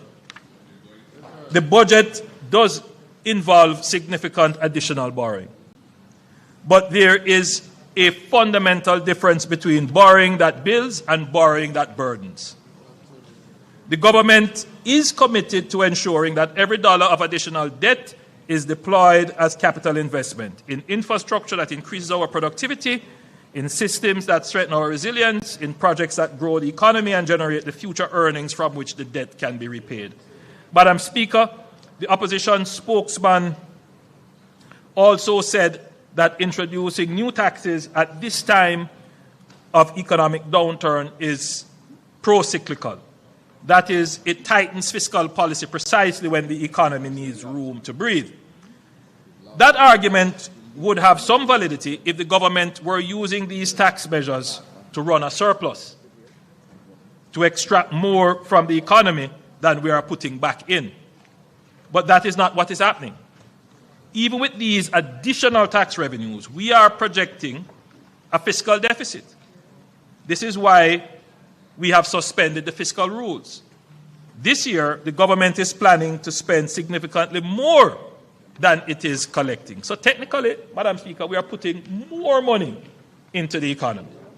And when a government runs a deficit, it is by definition, or should be provide, depending on what it does with the funds, provide a net stimulus to the economy. It is injecting more into the circular flow of economic activity than it is withdrawing. That is not a pro-cyclical policy, it is counter-cyclical. Madam Speaker, I ask this House to pause and consider a sobering question. Where would Jamaica be today if we had listened to those who, during COVID, urged us to deplete our reserves, abandon our fiscal anchors, and spend without restraint? Where would we be standing now? Not only in the aftermath of the largest disaster in our nation's history, but also facing a fresh wave of global uncertainty driven by rising energy prices, supply chain disruption, and the conflict in the Middle East. Just imagine if we had arrived at this moment with empty buffers, exhausted credibility, and a debt burden already spiraling out of control. We would have had nothing left to give, no capacity to lend $150 million US to the JPS, no space to provide $10 billion in grants through the ROOFs program, no credibility to mobilize US $6.7 billion from our development partners. The light would still be off, there would be no water, and Jamaica would be at the mercy of circumstances rather than in control of them. Madam Speaker, the public sector wage bill now poses a fiscal risk. Over the past 3 fiscal years, this government has undertaken a comprehensive restructuring of public sector wages and salaries. This reform was necessary and long overdue. Over the preceding decade, a gap between public and private sector compensation had grown to a point where the public service was struggling to attract and retain the talent needed to serve our citizens effectively. The restructuring was designed not only to reduce the gap, but to simplify the pay system and bring greater transparency to how public servants are compensated. The results have been significant. The vast majority of workers have received meaningful increases in their take-home pay. However, we must be clear about what this has meant for our public finances. As a result of the compensation reform, the wage bill has risen by approximately 3.7 percentage points of GDP, and now stands at around 13.8% of GDP in 2025-2026, coming from our target previously of 9%. Prior to this reform, public sector wages accounted for 36 cents of every dollar of tax revenue collected. Today, that figure stands at 49 cents. That is a profound shift in the structure of public expenditure, and it demands that we must be careful in how we press for further increases. Madam Speaker, this present juncture in our history requires a different approach to wage negotiations. The government, through consistent inflation targeting, has ensured price stability in the market. Inflation can no longer be the sole driving force for wage demands. Further increases must now be linked to productivity and GDP growth. Increases that are disconnected from productivity gains and GDP growth will not result in higher standard of living and higher wages. They will result in inflation, which erodes the very purchasing power those increases were meant to protect. I recognize that this represents a profound and maybe even controversial paradigm shift. If we are to preserve the macroeconomic stability that we have worked so hard collectively to build, and having demonstrated as a government that Labour will get its fair share as conditions allows, unions and the government must work together in reaching reasonable settlements. Madam Speaker, macroeconomic stability has anchored us through every storm, and the government will keep Jamaica firmly anchored. Madam Speaker, the other critical enabling factor is managing crime and violence. The number of murders recorded in Jamaica declined from 1,147 in 2024 to 673 in 2025, a 43% reduction in a single year. The first time in 31 years that Jamaica's murder toll has fallen below 700. And the momentum has not stopped. Between January 1 and March 14, murders have declined by a further 29.4% compared to the same period last year.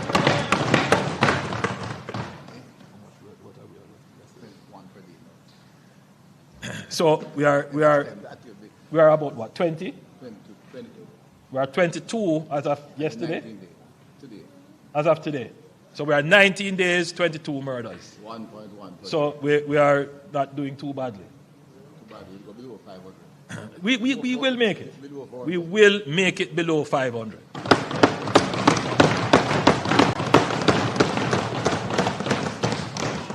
This is clear evidence that sustained intelligence-led security operations and deliberate legislative and institutional strengthening are transforming our national security landscape. This progress has been facilitated by strategic use of emergency measures to give our security forces the time and space to develop their capabilities and at the same time attenuate growing problems. We can safely say, as it is visible for all Jamaicans to see, that we have increased the capabilities of our security forces, and they are now far superior to the capabilities of organized criminal elements in the society. The state must have the best intelligence, the best communication, the best transportation, and the best tactical equipment and weapons to eliminate and deter criminal threats. But we have also been ensuring that the state forces use these capabilities according to the law with respect for human rights, compassion for victims, and protection of the vulnerable.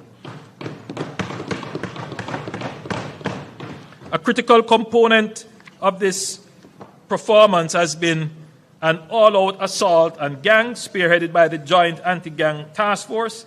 Gangs are the engine of Jamaica's violent crime. They control territory, they traffic narcotics, they extort communities, and they kill. Dismantling them is not a policing challenge, it is a national security imperative. Madam Speaker, in the coming financial year, the JDF will move forward with the establishment of Camp Warwicker, a forward operating base on approximately 100 acres of land at an estimated cost of $5 billion. The forward operating base will enhance the JDF territorial dominance of the Ligani Plains through enhanced strategic communications and situational awareness. But it is also a resilience building measure, Madam Speaker, because as Newcastle becomes an aged camp, we have to find other strategic locations where we can house our defense force. And so Camp Warwicker is going to be yes, above you there, yes. So Camp Warwicker is going to become the new base and location for the JDF.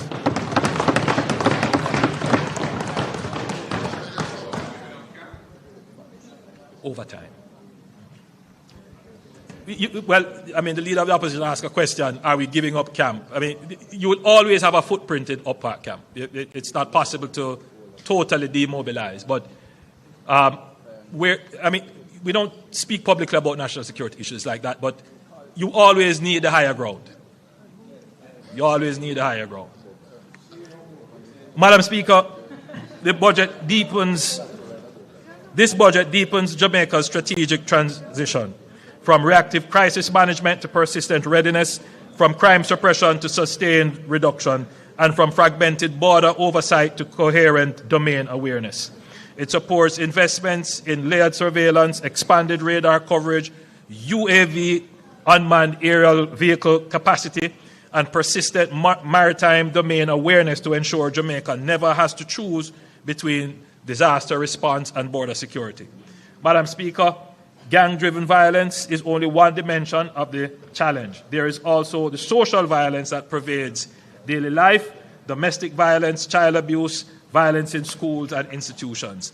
These are deeply embedded in our social fabric and will not be resolved by security operations alone. It is precisely this broader understanding that led this government to rename the Ministry of National Security as the Ministry of National Security and Peace, a deliberate signal that our mandate extends beyond crime suppression to active, sustained cultivation of peace in communities. Madam Speaker, the Leader of the Opposition in his presentation pointed to the breakdown of the moral fiber of the society. This is something I have also spoken to on numerous occasions. It is something that the government must address. Civil society must address. It is becoming a real threat to our civilization. The level of incivility, crassness, bad behavior, dysregulation, it is troubling. And it is not just a social issue, it is an economic issue. Because, if you have behavioral problems in schools, you will have behavioral problems in the workplace. And therefore, Madam Speaker, it is a problem that must be addressed. And so at some point, myself and the leader of the opposition will sit down to see how best there can be a joint approach to treating with this problem.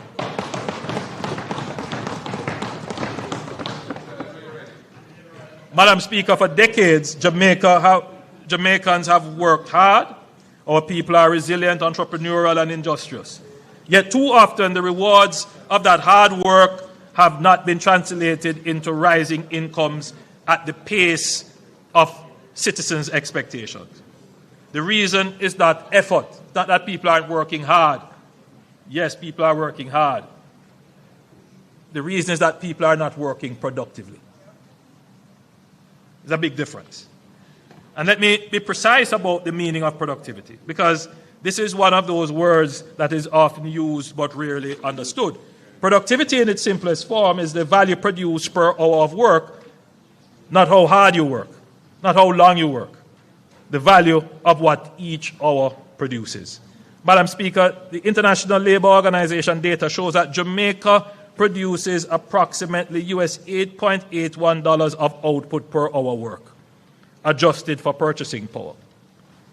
Let me be clear, Madam Speaker, this is not a judgment on Jamaican workers. It is a diagnosis of our economic structure. And I want the members of Parliament and those watching online to see it, that this is how Jamaica stacks up against the world and against the region. For the Caribbean, it is $21 per hour work. Jamaica, it is 8.81. Now, some persons may say, well, it's because you get a low wage why there is low output. The two things aren't always correlated, but there is an agreement that you have to increase wages to induce an incentive to work harder. So there is some merit to the argument that, our wages are too low. But there is still a problem as to why is it that the effort that we put out does not yield more productivity, more output. And a large part of it, I don't want to divert from my script too much, but some of it is social. We confuse service with servitude. A lot of it is behavioral, as we were speaking about. How we respond to authority, punctuality, sticking to task, having a kind of economistic mindset.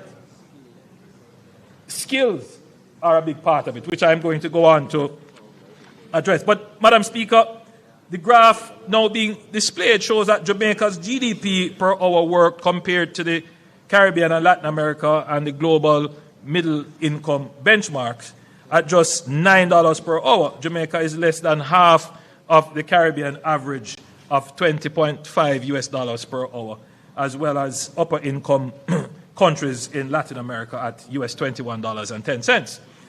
And far below the high-income Latin American and Caribbean countries, which produce nearly $40 per hour. And if you look at our labor productivity across selected Caribbean countries, you will see that, again, Jamaica is amongst the lowest. But I want you to pay attention to Panama and the Dominican Republic, because those are the countries and Trinidad and Tobago, that you would consider our peer groups that we would have to compete against.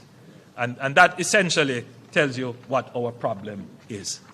When we look at the graph now being displayed, which compares Jamaica with our Caribbean and regional peers, the picture becomes even clearer. Countries like Barbados, St. Lucia, Suriname, and the Dominican Republic cluster at between $22 to $26 per hour.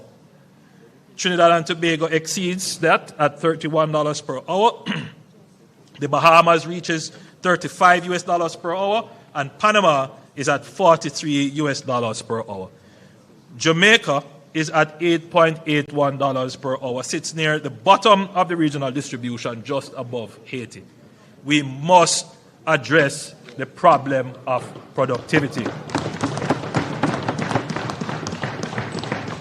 Madam Speaker, the government is developing a policy position on how to improve our low level of productivity, and I will come to this House at a later date to present this in detail. The issues of productivity is not just a matter of wages and remuneration, but also a matter of culture and socialization.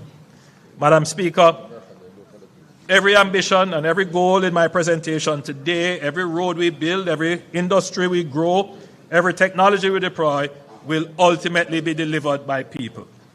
I have said it many times, and I say it again with the same conviction. Jamaica's greatest asset is our people, not our location, not our resources, not our brand, as powerful as it is.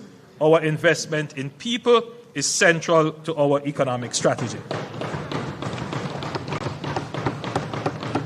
Madam Speaker, if we are serious about competing in a tech-driven, AI-enabled global economy, we cannot educate our children for a world that no longer exists. We must build the institutions that prepare them for the world of today, and more importantly, to compete globally in the world of tomorrow. I'm proud to announce that we will break ground this year on 2 of the 6 STEM schools that I had announced previously. The first will be established at Bernard Lodge in St. Catherine, and the second at Minard in St. Anne. Simultaneously, NARA will be building the other 4 STEM institutions that will take students from early childhood straight through to secondary education, immersing them in STEM from the earliest years right through to the door of our tertiary institution. These schools will bring an entirely new approach to the education system, exposing students to science, technology, engineering, arts, and mathematics in ways that build the creativity, innovation, and problem-solving skills that the economy of the future demands. Madam Speaker, my administration is a listening one, and we consulted our university students, leading to develop a work experience program that works for them. Starting in the upcoming financial year, the Hart NST Trust will introduce a pilot of the tertiary Learning, Earning, and Prosper LEAP program to widen pathways from tertiary education to employment by providing paid on-the-job experience. Students of accredited tertiary institutions as participants of the tertiary LEAP program will be able to engage in meaningful work in the public sector and participating private companies. As they work, they will receive a competitive part-time compensation package. LEAP is an opportunity for students to continue learning while Hart places them in employment of their choice so they can assimilate into the workplace, earning an income and garnering valuable experience. I must recognize the President of the University of the West Indies Guild of Students, Mr. Rashawn Winter,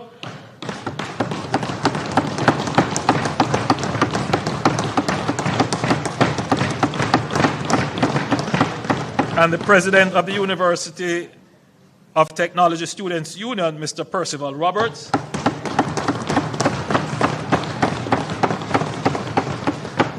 and their teams for serving as the brains of this initiative. This is how my administration makes policy. We first listen to those who serve, then we act collaboratively. I thank these student leaders for putting pen to paper, bringing their ideas forward, leading every step of the way, and working with us to develop the program. Madam Speaker, the National Reconstruction Program under NARA will require thousands of skilled tradespeople, carpenters, electricians, plumbers, masons, roofers, and the capacity to train them at scale and at speed. Madam Speaker, the Hart Trust NSTA will train construction-related tradespersons who can assist in the Building and Resilience Initiative, as well as propelling the expansion of various sectors. Madam Speaker, we are launching a contractor incubator program, placing selected graduates from Hart and UTech on a guided development pathway with access to technical assistance, advanced training, and concessional financing through the Development Bank of Jamaica to purchase equipment and scale their operations. The intent is to have Jamaicans gain experience on high-value public infrastructure projects and transition faster into sustainable employment and enterprise. Madam Speaker, I like this project because essentially what it is saying, it is an incubator for a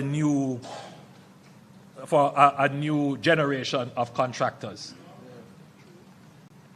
Contractors are critical to the utilization of the capital budget. Madam Speaker, I was proud to bring the Heart Trust NSTA closer to Prime Minister Siaga's vision when we eliminated tuition fees up to level 4. Since then, Heart's doors have been open to more than 500,000 young and not so young men and women island-wide.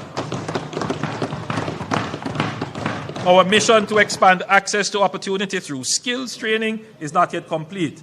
I shall now complete that mission. In the coming financial year, tuitions for all Heart NSTA Trust programs up to level 5, note that this is a bachelor's degree, will be abolished for Jamaicans in the most challenging circumstances.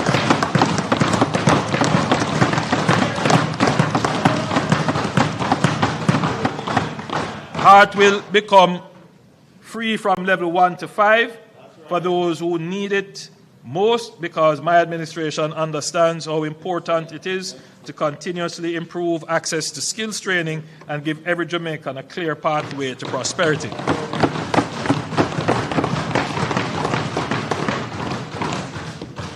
Madam Speaker, the most powerful classroom is the workplace, and the most effective instructor is experience. The apprenticeship model, learning by doing, earning while training, developing under the guidance of industry professionals, is one of the most proven pathways to skill development. Last year, I announced the CARE program, where each member of parliament could nominate young men and women who were not engaged in work, the proverbial youth on the corner.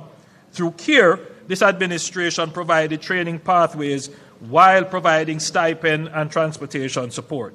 Madam Speaker, a CARE graduate from the Gregory Park area is here with us today.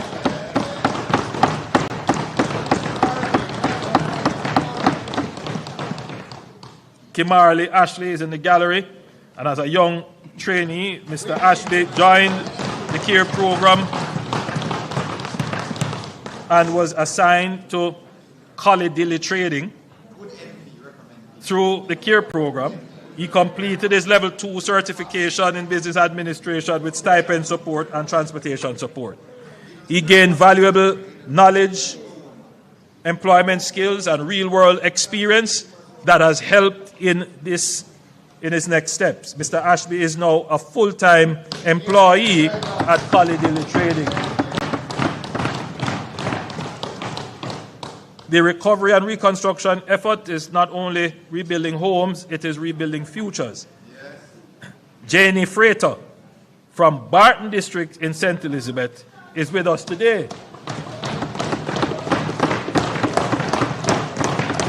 He is one of the young Jamaicans participating in the Bridge program, building resilience and inspiring development through guided experience, learning modern construction techniques on the job, working alongside JDF teams and international engineering partners in our western parishes. His story is the story of what this program can do, turning work of recovery into the foundation of a career. Madam Speaker, this new on-the-job training approach to skills training has demonstrated results, and we are now mainstreaming these lessons in our Heart programs, especially in construction, manufacturing, and logistics through partnerships with the IDB. Madam Speaker, I'm particularly happy about this because we have asked the JDF and Heart to partner together to ensure that while we are restoring the roofs, that we are training the young men and women, because we are going to need them during the reconstruction. This is what resurgence looks like in human terms. Jamaicans skilled, employed, earning, building. Jamaicans who no longer have to look beyond our shores to find a future worthy of their talent. Madam Speaker, I want to speak briefly about beach access.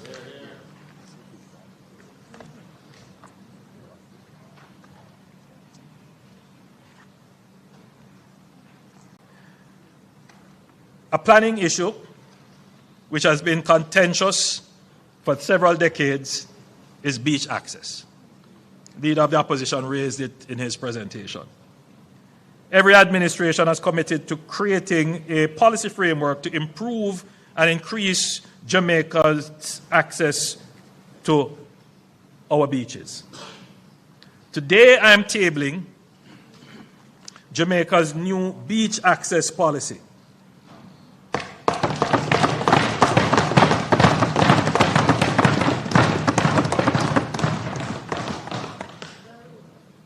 The Beach Control Act of 1956 and its amendments in 1973 did not adequately address beach access issues and will have to be replaced, and the new policy is the first step in that direction. The policy focuses on developing a modern, inclusive definition of a beach and definition of the foreshore, backshore, and water shelf, outlining how the government will improve access, outlining the required legislative amendments, and outlining changes to the consideration for new development approval. Madam Speaker, another element of the policy is developing a framework around investments in man-made or constructed beaches. At the time of the 1956 Act, man-made beaches were not contemplated. I mean, obviously man-made beaches have been around a long time, but it was contemplated as an endeavor in Jamaica. I think now we have to integrate that into a new framework of managing our beaches. So the policy, Madam Speaker, affirms government's commitment to ensuring that Jamaicans have access to their natural public assets in an orderly, safe, equitable, and sustainable way. Madam Speaker, we want to once and for all end any ambiguity, dispute, or any view that Jamaicans are being dispossessed and disconnected from accessing their beaches.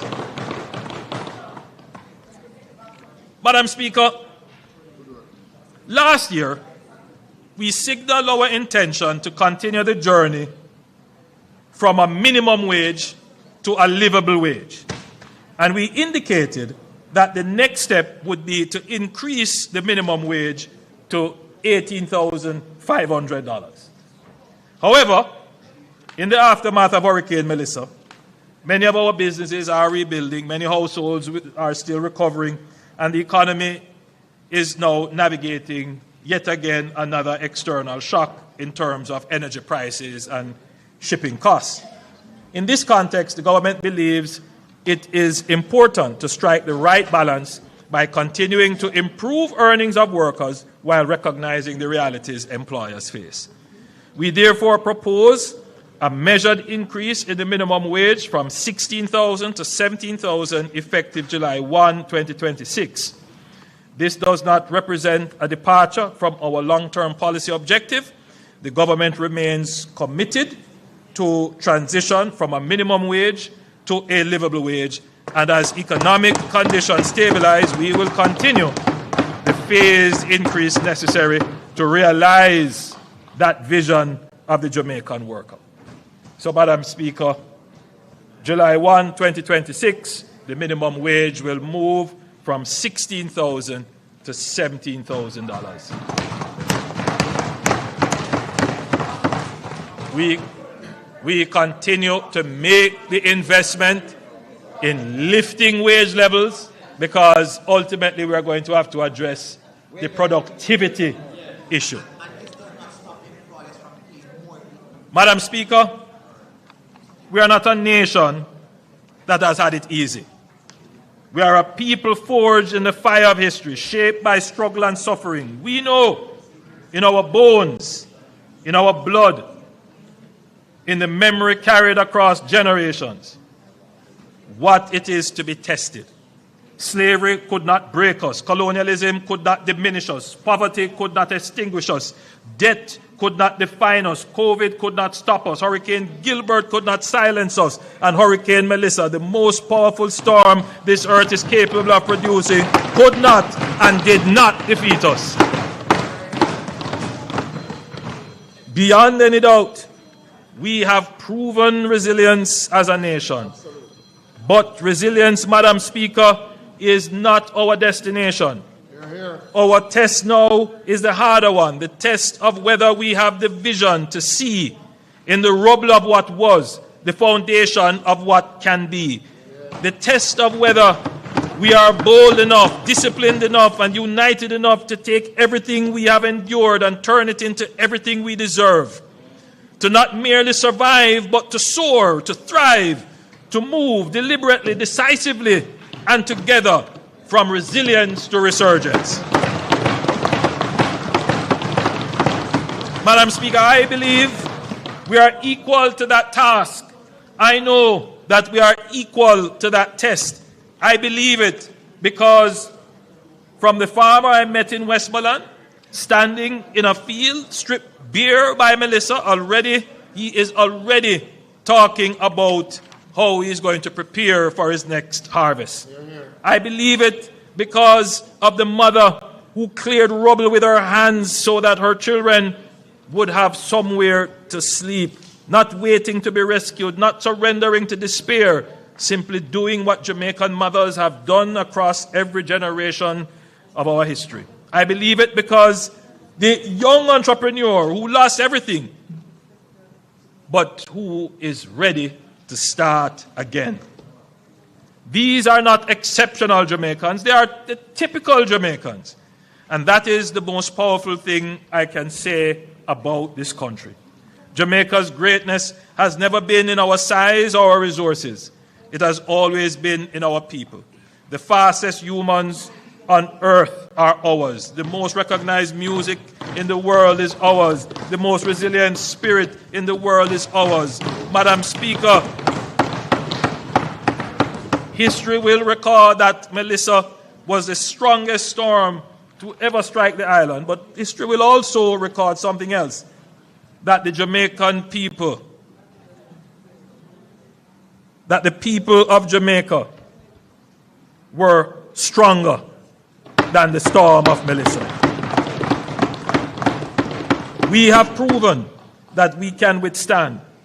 Now it is time to show the world that we can build. A Jamaica where every Jamaican in every parish, in every town, in every community on this beloved island can look at their country and say with pride and with certainty, this place was built for me and by me. And I was built for this place.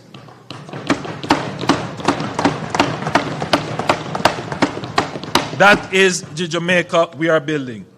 Madam Speaker, this remarkable, irrepressible, godless island of our beloved Jamaica is rising. Resurgence is not a promise. Resurgence is not a promise we are making to Jamaica. It is our destiny, and we are claiming it together. May God be our refuge and guide in restoring what the storm took away. And may what we build in its place be greater in strength, richer in justice, more beautiful in spirit, and more Jamaican than anything that came before. Thank you. And may God today and every day continue to bless Jamaica, land we love.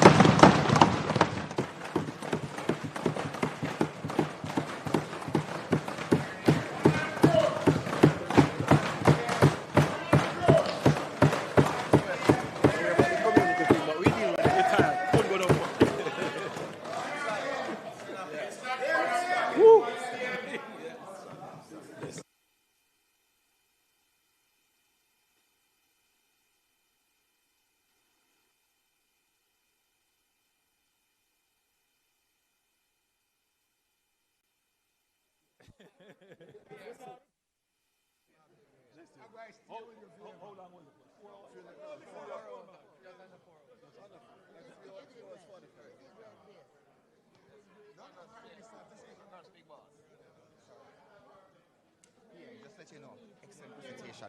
Heart is also training senior citizens in digital tech. Okay, all right. One of them is here.